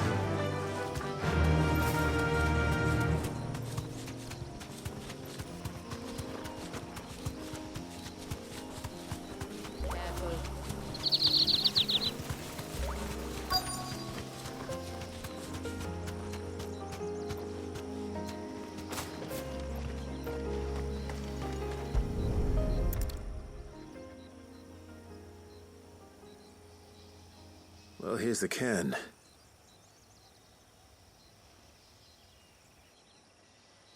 But no sign of Nassef. To the riverbank, then.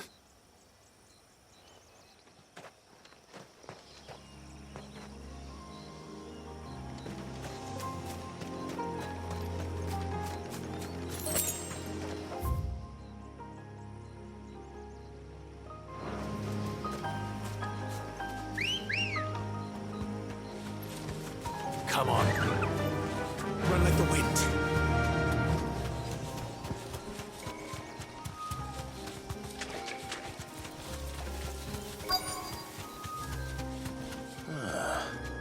Who have we here? You deserve a rest. I'm looking for a man named Nassef. Aye, I know him. Takes care of the cans. Wait, you didn't think I was him, did you? Sorry, mate, I'm just out to gym myself a few ibexes. What do you want with the lad, anyway? His friend, Katav, asked me to look for him. Apparently he ventured out to work on one of these cairns and didn't return. Well, that is a worry. You're a hunter, yes? You must know the woods as well as anyone. Can you think where he might have gone? There's a bridge further down the path. Blasted thing got washed away a few moons back. Our carpenter only recently had time to rebuild it. But if I remember rightly, there is another cairn on the far side. Maybe he decided to visit that one while he was here. Maybe. It's worth a look, certainly. Thank you. Don't mention it. I'll keep an eye out too. Perhaps he just got delayed or something. Let's hope so.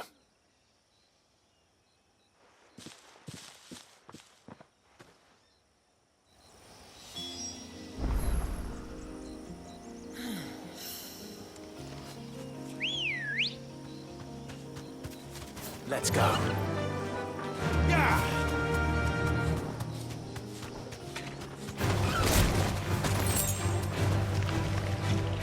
This must be the bridge the hunter was talking about.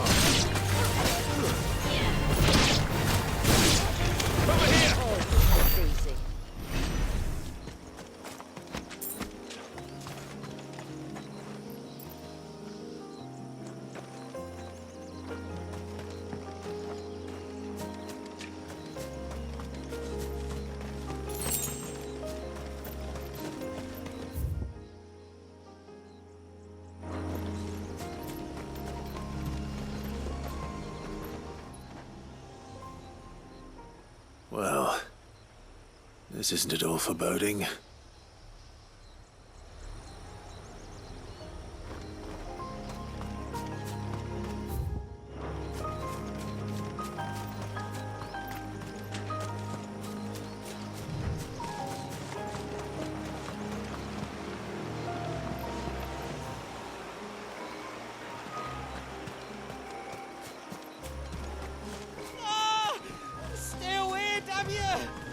Hold on! No holding back. This one.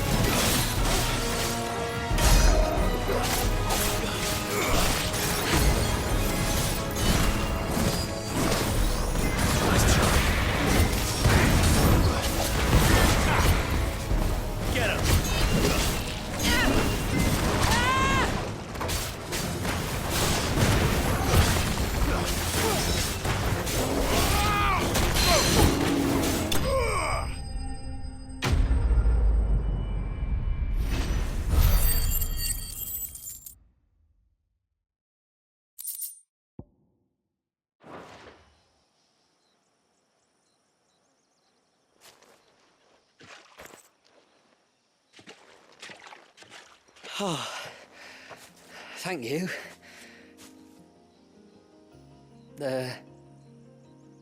I'm the tributary's guest.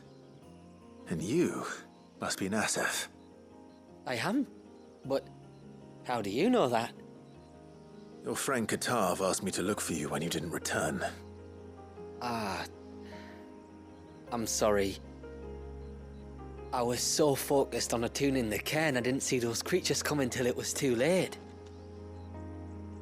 How exactly do they work? Oh, there are crystals inside. They're what keeps the glamour going. Should the ether cease to flow through too many of them, our shroud would quickly unravel. It's my job to make sure that doesn't happen. And an important job it is. But you'll struggle to do it if you're dead.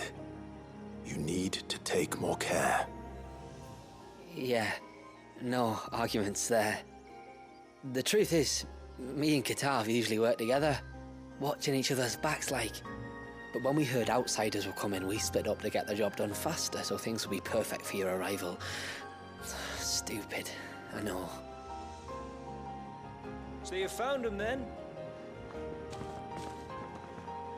Not before the local fauna did. My arrival seemed to put them off their dinner. Mustn't have been hungry after all. Expect you'll be wanting someone to escort you back to the village then, Nassef. Woods are full of nasties today. When you're next in Haven, be sure to come and see us. You saved my life. It's only right I repay you. If you insist. Take care now.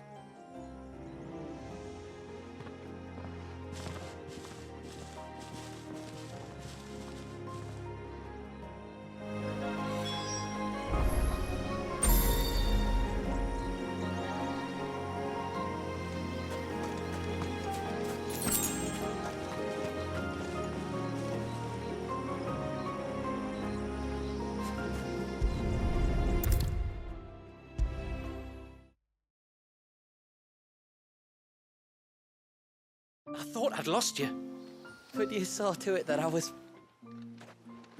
Thank you. Nassef told me everything. If you hadn't got there when you did... Oh, It doesn't bear thinking about. All that matters is that you're safe. Far be it from me to tell you how to do your jobs, but don't go alone again. Or if we have to, maybe we should think about casting the glamour on ourselves to keep the wildlife from spotting us. It'd take its toll, of course, but it'd beat letting the cairns fall and having to weave the entire spell from scratch. Imagine if we had to do that. I'd rather not. We'd only succeed in adding 2 new piles of stone to the collection. Your bearers? That we are, thank the tides. The others can't attune to the crystals in the cairns the same way we can.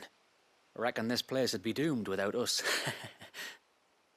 So, you do this work for the good of your people?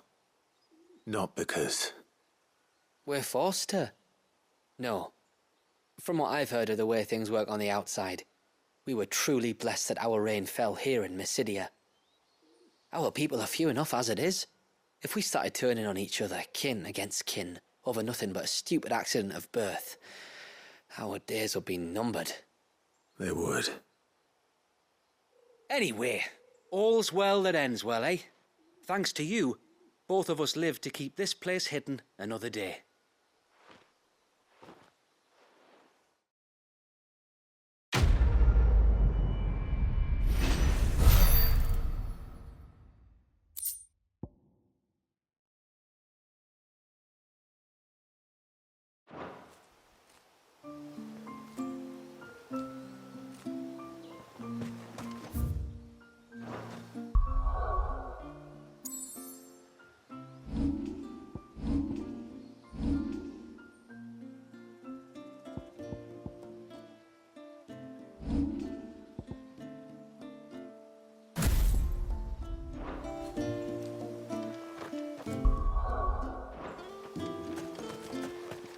Ambrosia won't help me here.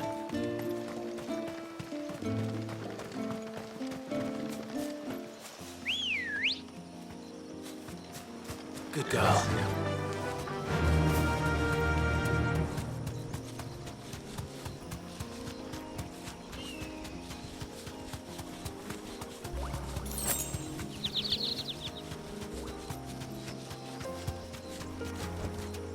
Back to the stables, girl.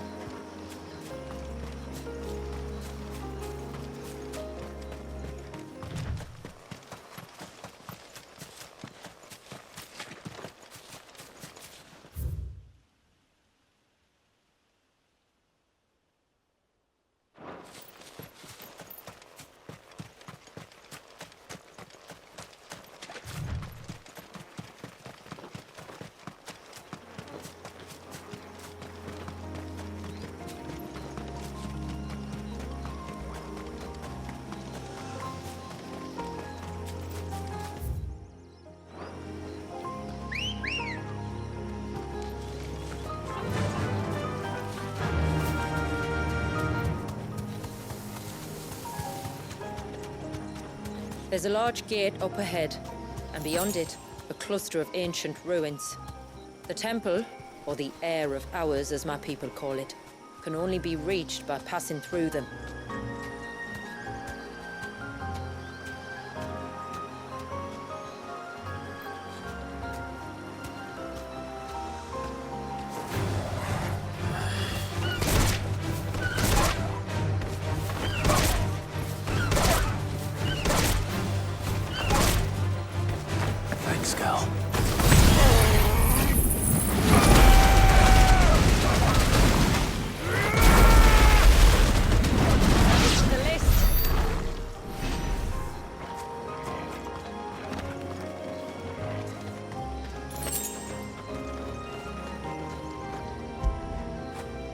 Get it, boy!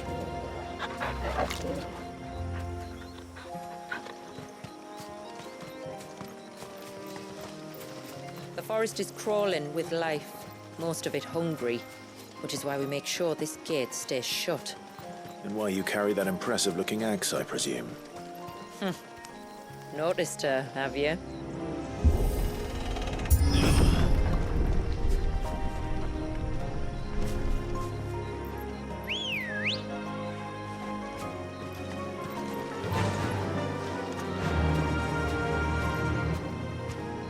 The temple is up there.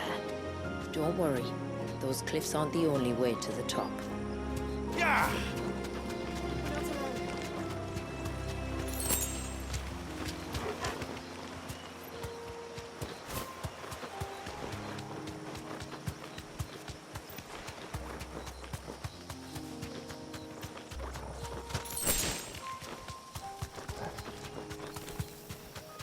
Are these the ruins? Yes. As far as we can tell, they're part of the same complex as the temple itself. To think of all the people who must once have lived here.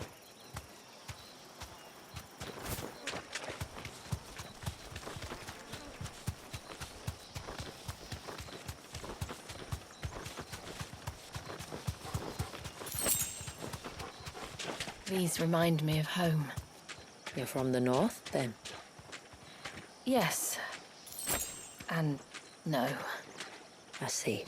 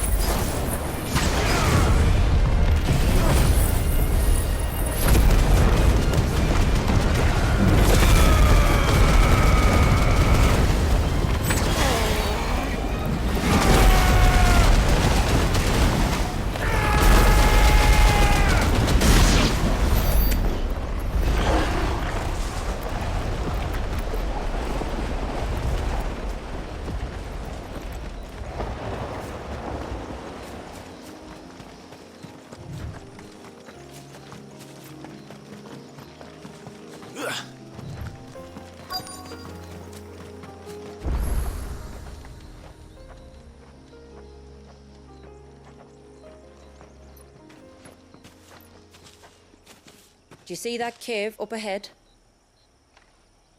Whoever lived here carved a flight of stairs into the stone within. A way to the top. And whatever it is that awaits us there.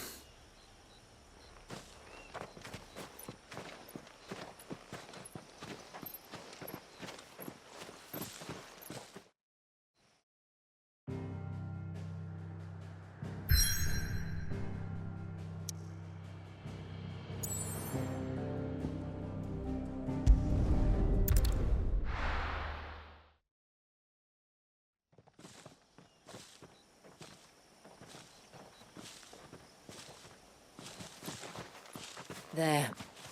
The temple the time forgot.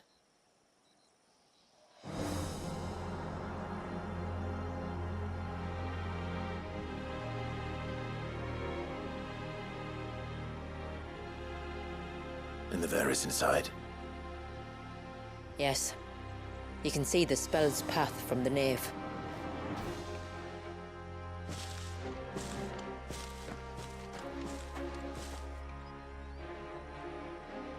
What is it?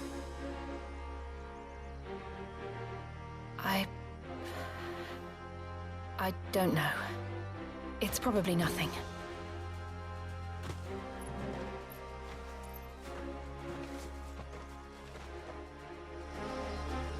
Forgive me, but why build the Ver here?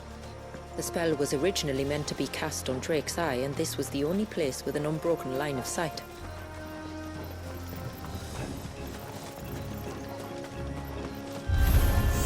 The Tomberries like to think these ruins are their own. And they look none too pleased to see us.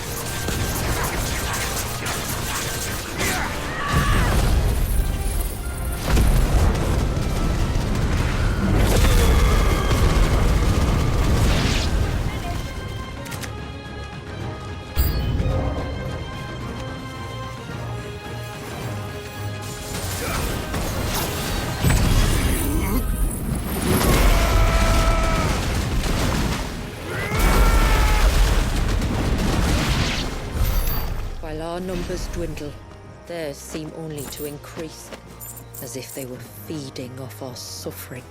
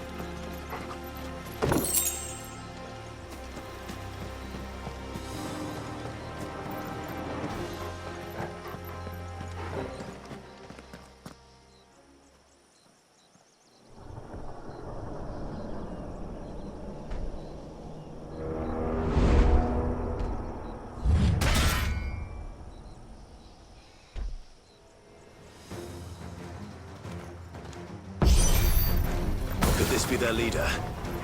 You're more than welcome to ask.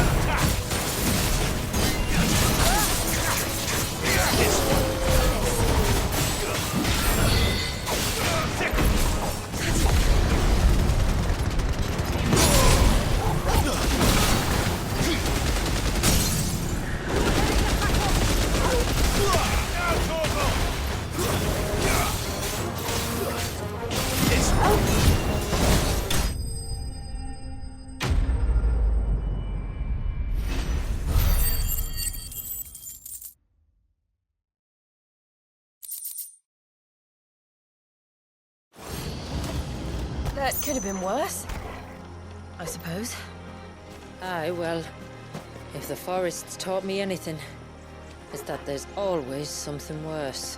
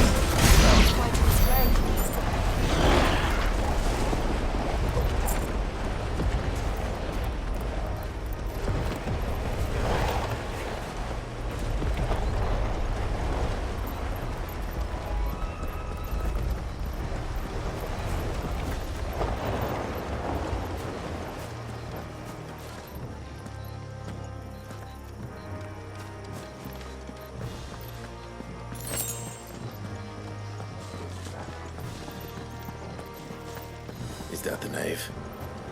Just inside the dome, yes. But it's what's out here that worries me.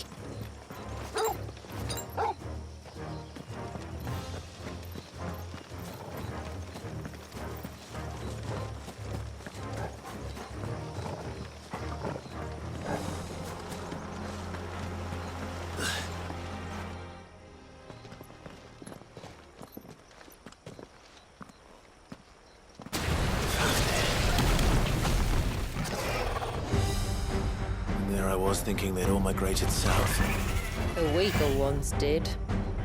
The weaker ones? Did you hear that, Sid?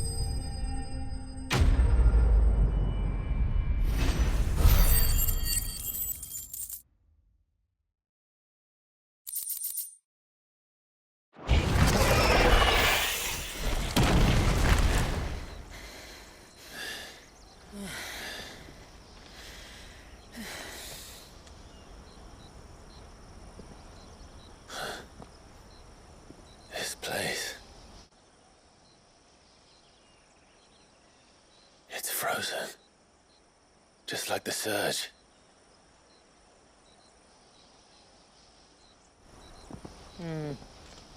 Another of my ancestors' sins.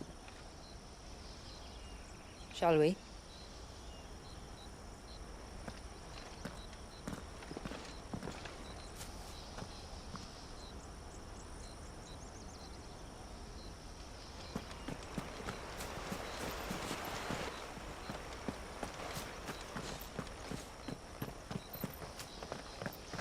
The blue veil shows the extent of the spell's reach. But I can feel its ether from here.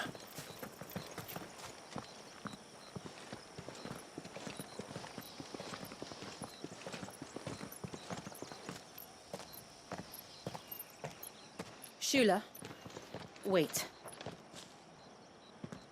Before we cross the threshold, I'd like to know a little more about how these magics work. I assume we'll be safe from their influence. We won't grind to a halt, if that's what you mean. The spell only affects the things that were present at the moment it was cast.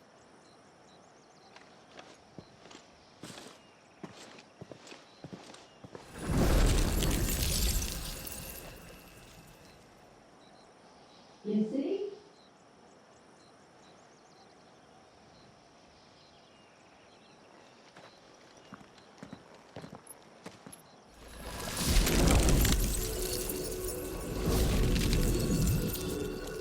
But if we can enter, that means other things can as well. Like the ones we saw on the way here. And worse, probably.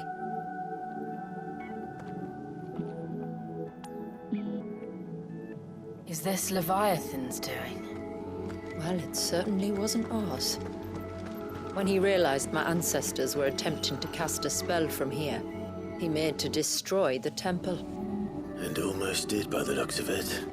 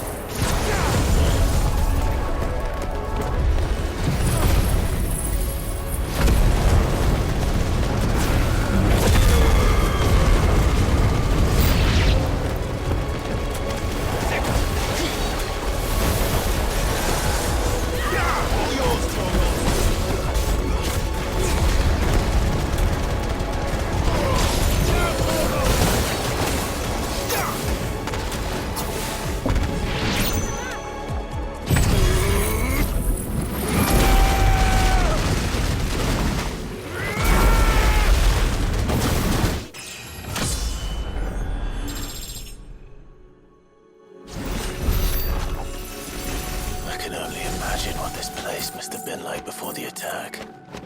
This would have been a hall of worship. There was something similar in my father's keep. The priests would deliver their sermons from the dais. Your father?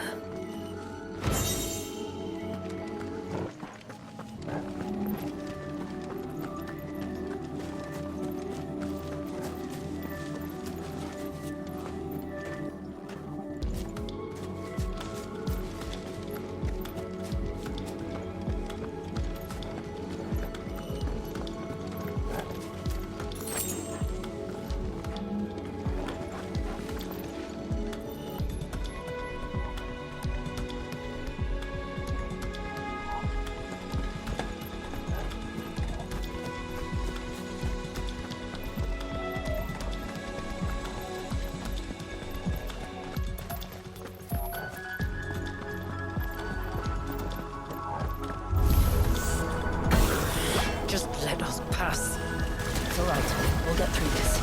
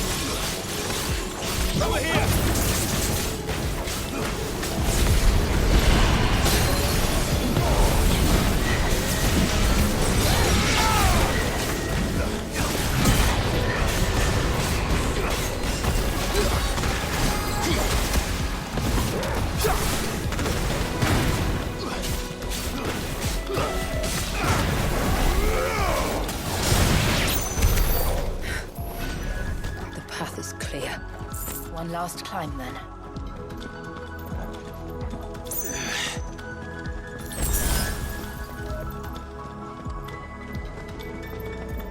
The fair.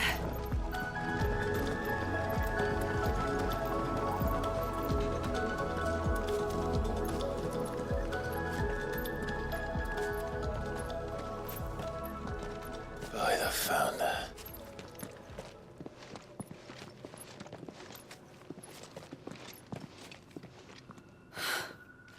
Just as I thought.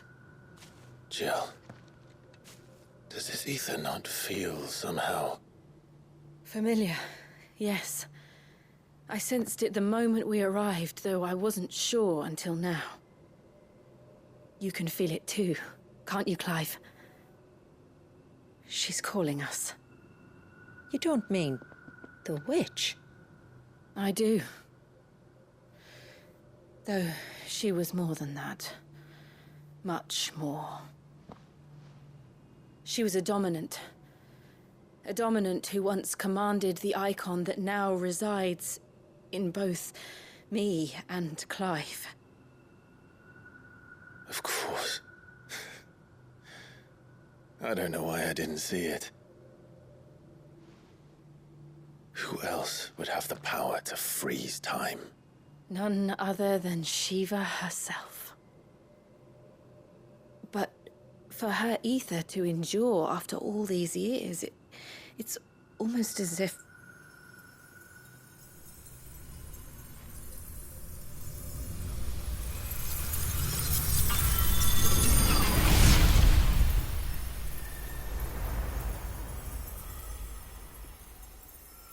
As if she shared it with another, just as Torgal shared in my ice.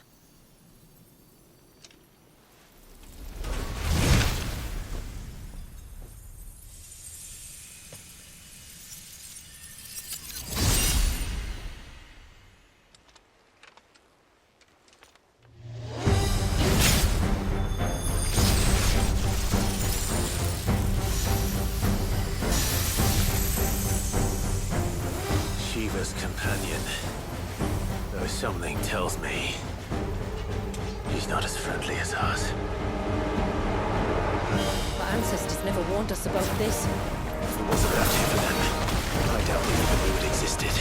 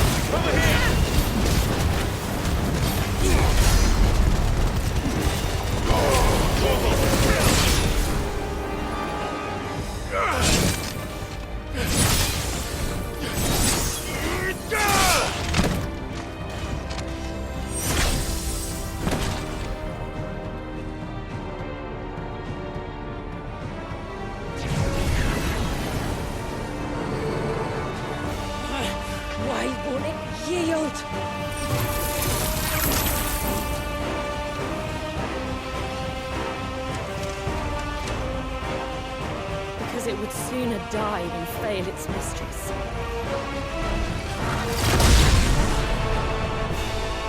Then it leaves us no choice.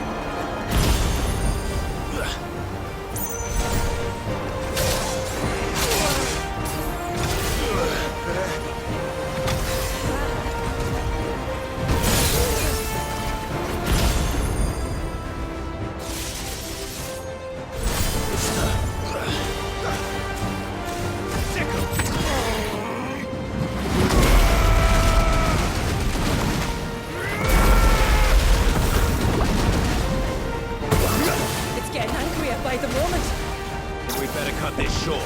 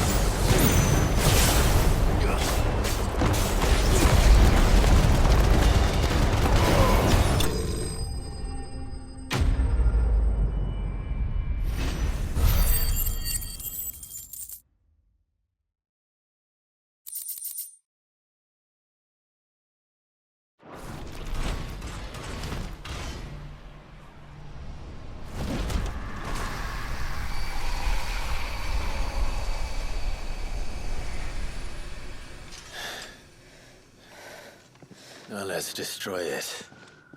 And put an end to this. Wait. The spell must be weakened, not undone. Isn't that what we came here for?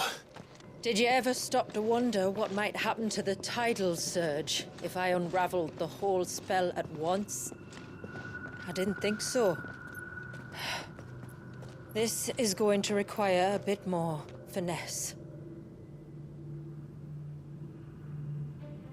From wind and light, water and earth, let the silent pall of mine ice.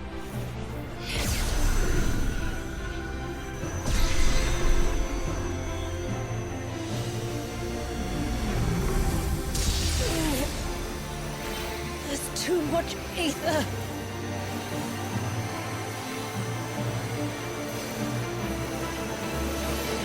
Here. Let me help. Let us help.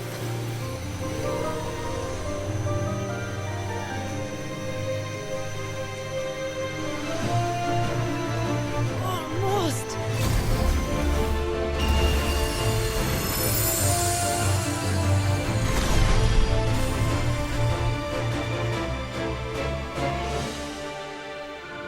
Did it work? I think so. The thread connecting this place to the child should be broken. Meaning Walyas should finally be...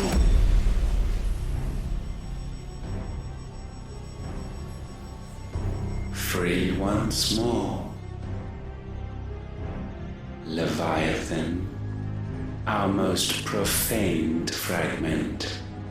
its divinity defiled by the hand of man, its spirit shackled by his hubris, till Mythos came, bringing release. Now, let the sins of man be redeemed by the hand of the servant of God.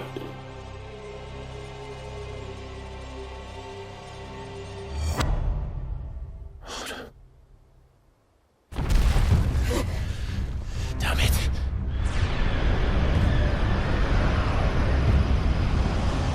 It's happening. Isn't it? It is. What is? What's going on? Precisely what we feared. Leviathan is out of control. No.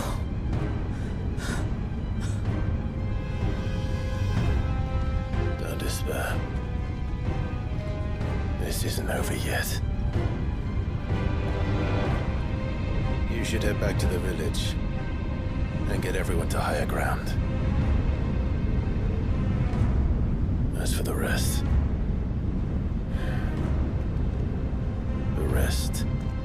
Ifrit will handle.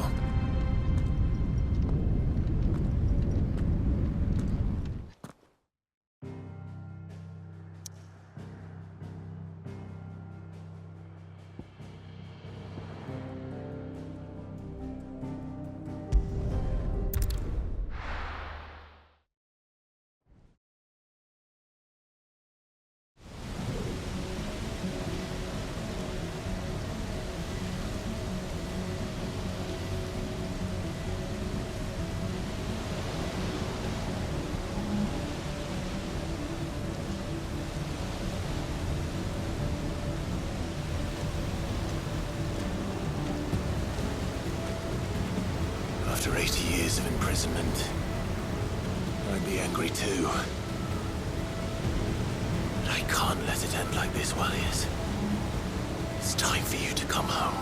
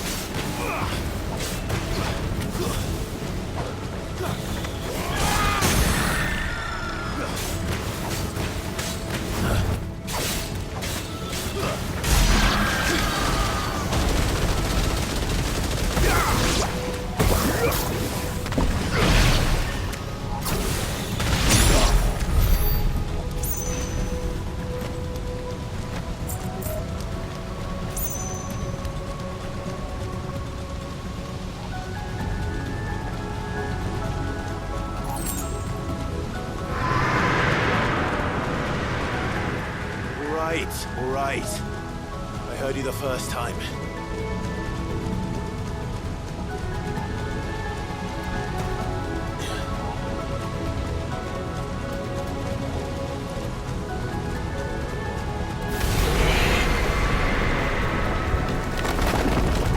I'm not here to hurt you, Wallius!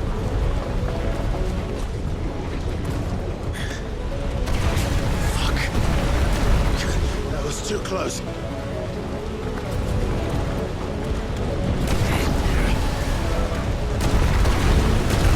Enough!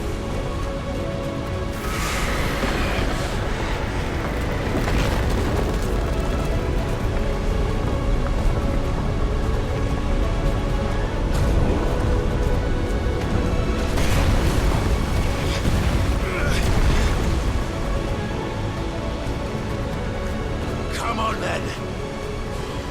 No more hiding.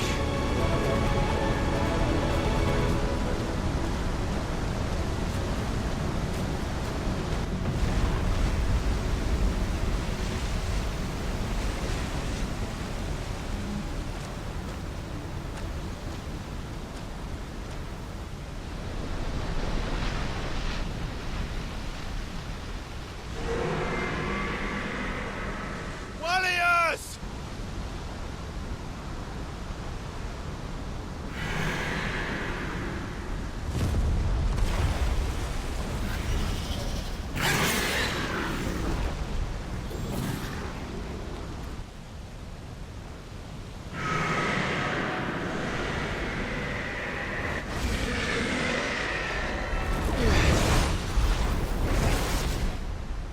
This isn't what I wanted! I only hope you can forgive me.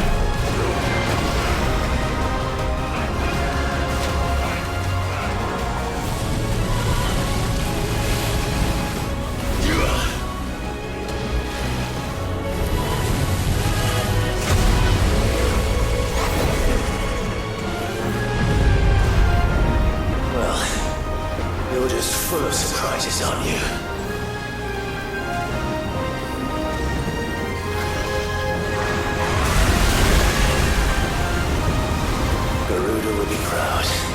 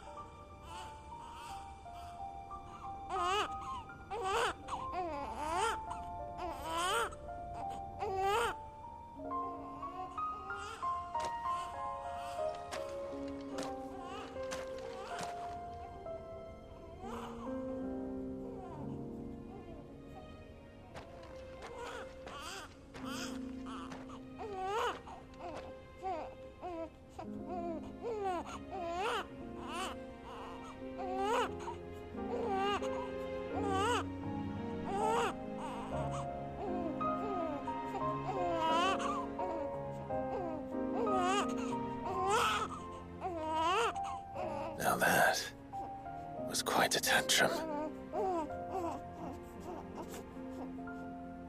Clive! Where is he?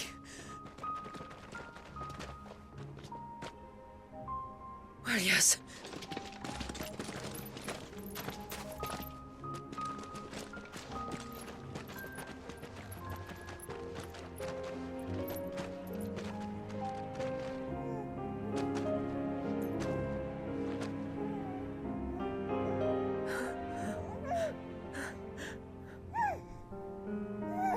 He's adorable.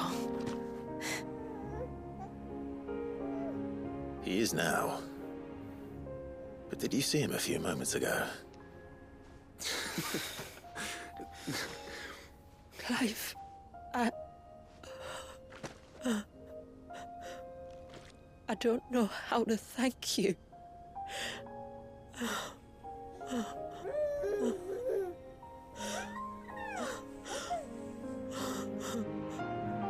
It's all right. We should find him a dry blanket, though. Wouldn't want the little monster catching a cold.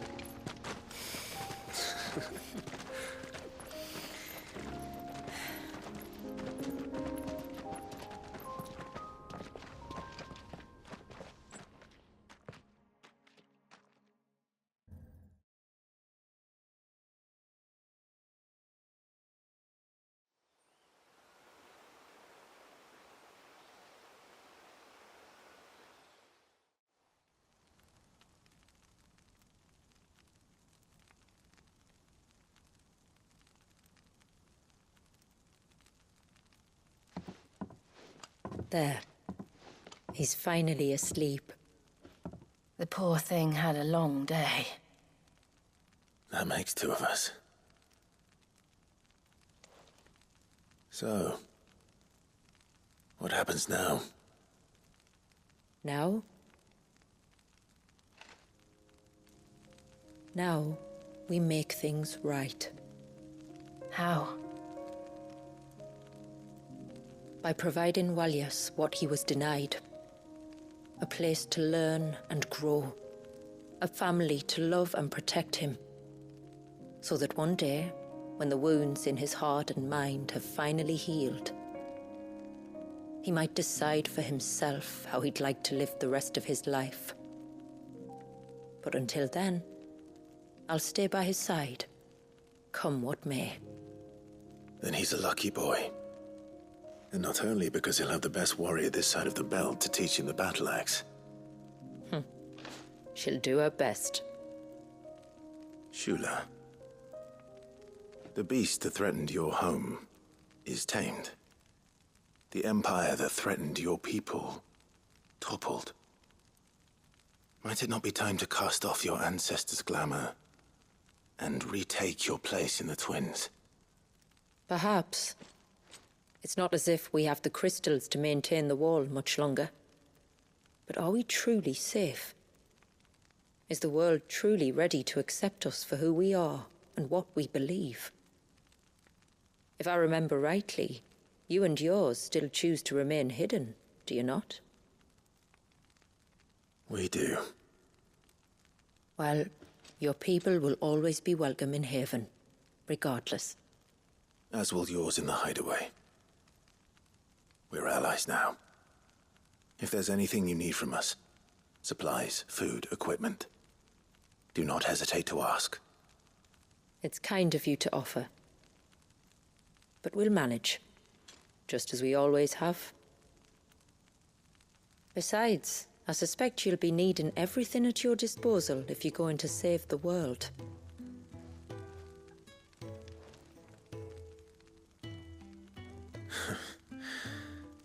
I fear much of it is past saving. The best we can do is strive to turn what's left into a world where we can all live as equals. A noble endeavor.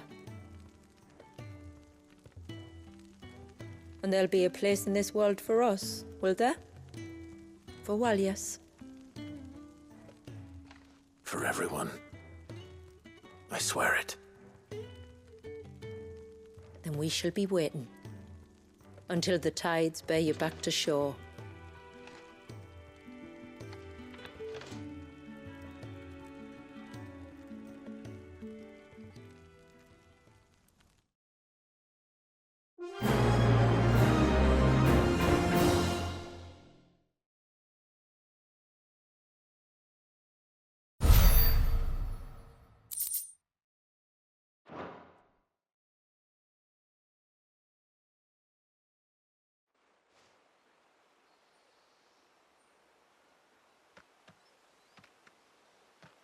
Do you think he'll be all right? Well, yes. Only time will tell. But I can certainly think of worse places to spend one's childhood. The Moats of Water are a fine people, and they will take good care of him. Up by the Vare, Ultima spoke to me. He called Leviathan his most profaned fragment, and told me to redeem the sins that had laid him low. Is that so? The sins of Wallius's ancestors were grave indeed. To force him to prime at so tender an age. And to freeze him in time, that he might never know what it was to live.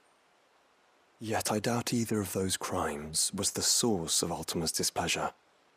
It was that the Icon's power had been put to another purpose than the one he intended. To him, Leviathan must have seemed an aberration. Could that be why Ultima made no attempt to lead me to him? The fear that this profaned fragment might corrupt his vessel somehow. Perhaps. Or perhaps he simply deemed Leviathan surplus to requirements. Having concluded that his vessel might be made to serve his purposes without the full sum of his power. His purposes? There's no escaping them. Even here. Hidden away in Mysidia, the blessing of the crystals proved nothing but a prison. A prison into which Wallius was born, and from which freedom is hard won. If the world doesn't change, if we don't change it, he'll end up suffering the same fate as every dominant who came before him. Then we must change it. That we must. And we shall.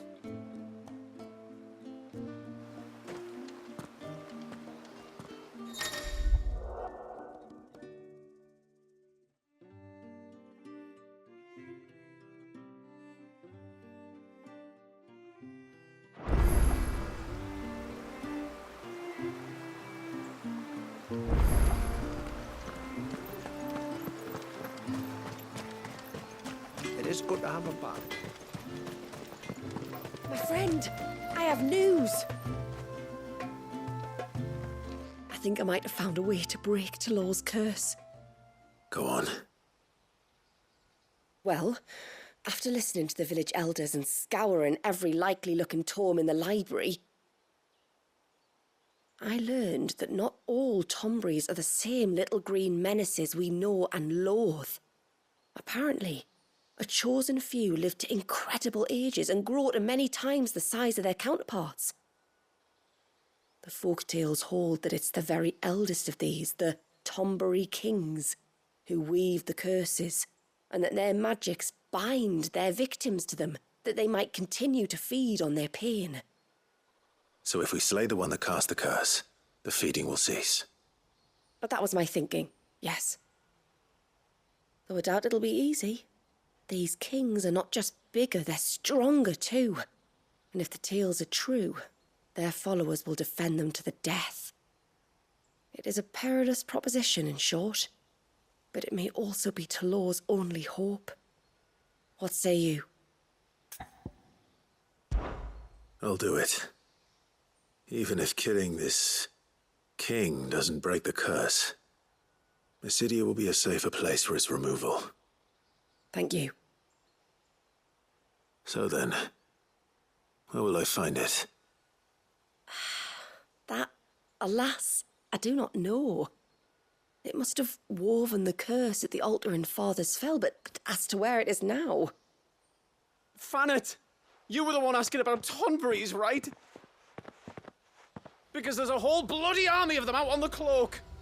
What? But why would they stray so far? And why now? There's only one way to find out. I'll head up the mountain and see what's going on. Right. Thank you. And please, be careful.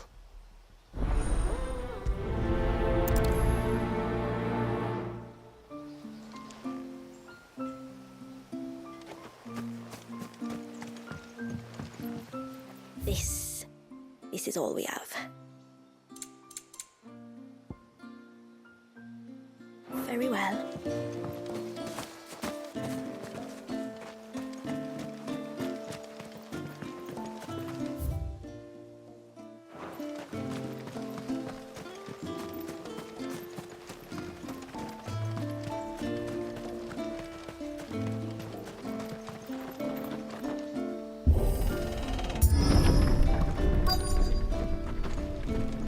Founder, they're almost at the gate.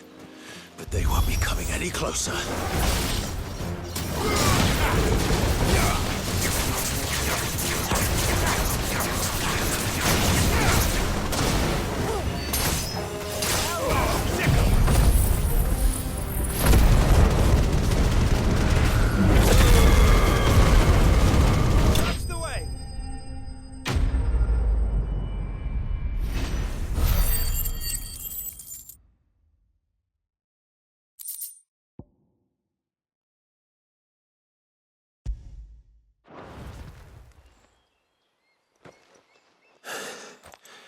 That should buy Haven some time at least.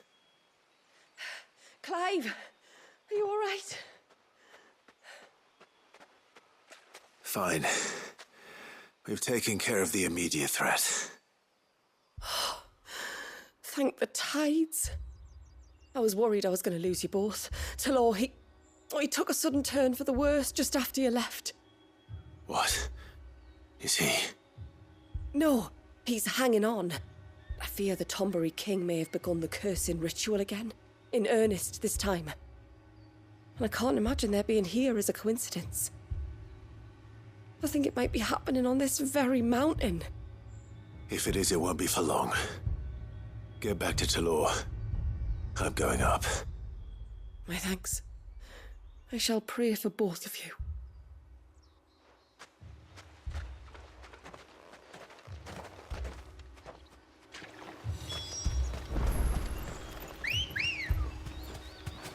Good girl.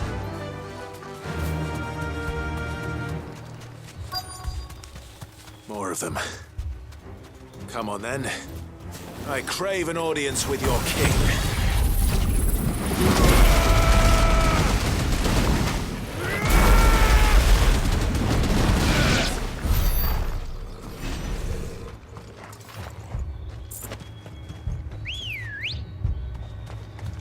Let's go.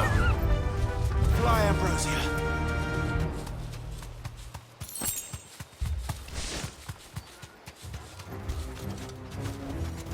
Thanks, girl.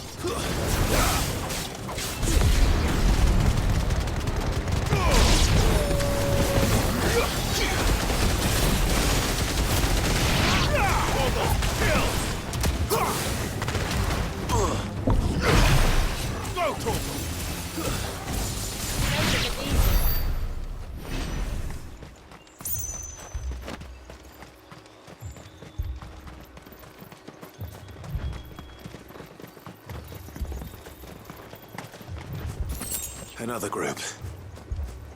They don't look very regal.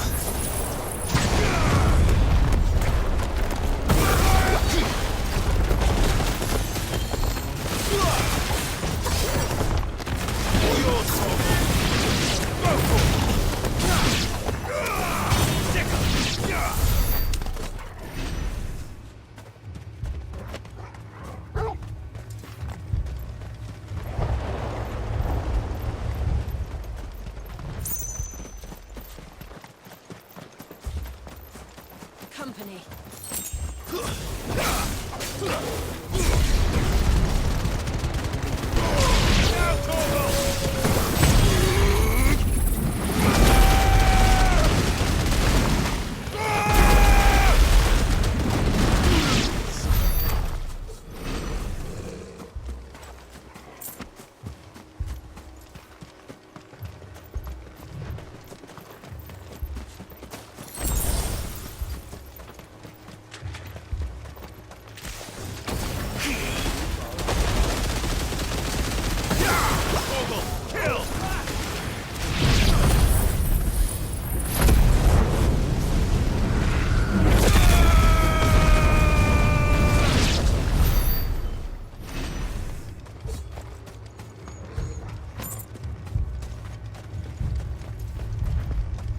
Still no sign of the king.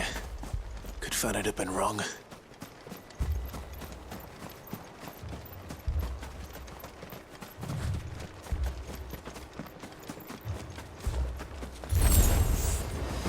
There's dozens of them. The king must be close. We'll have to take care of his followers first.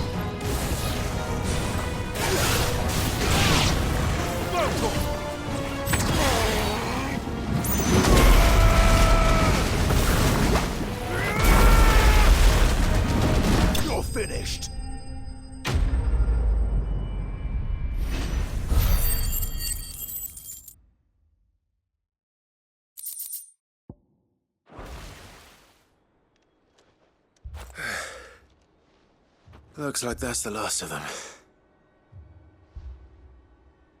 Out here, anyway. But beastmen do like dark places.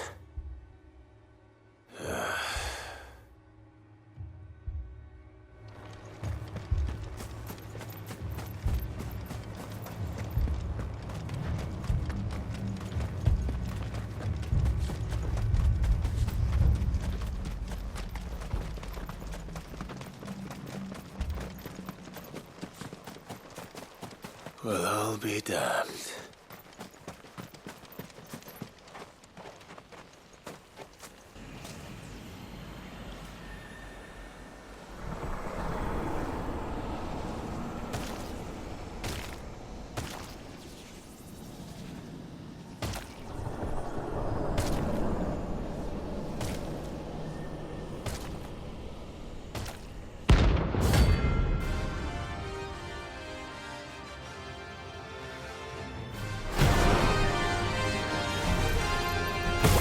A crown. Sorry, Your Majesty, but your reign ends here.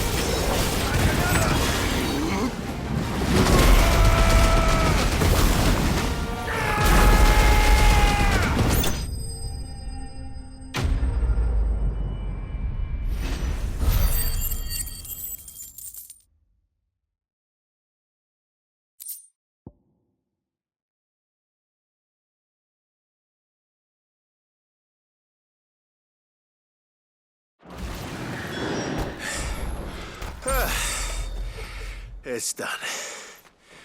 Which means the curse should be broken. Let's see how Talor's doing.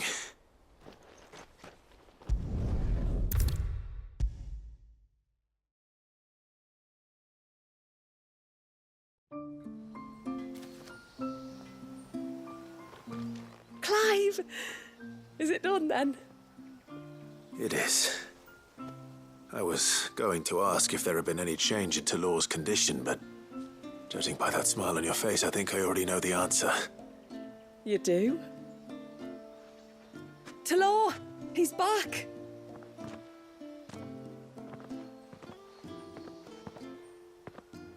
Thank you, my lord.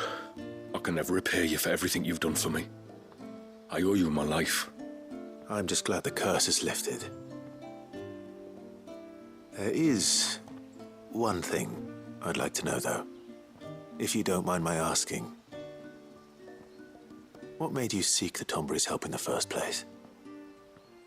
Oh, that... well, you deserve to know. It was years ago now, back in my trading days. The Sons of Greek arrested me in Oriflamme, chained me up in a lightless cell with a great sword hung over my head, ready to fall if I didn't confess. Though they never said to what. I didn't, of course. So eventually they just let me go. And I never told a soul. Tried to forget it ever happened.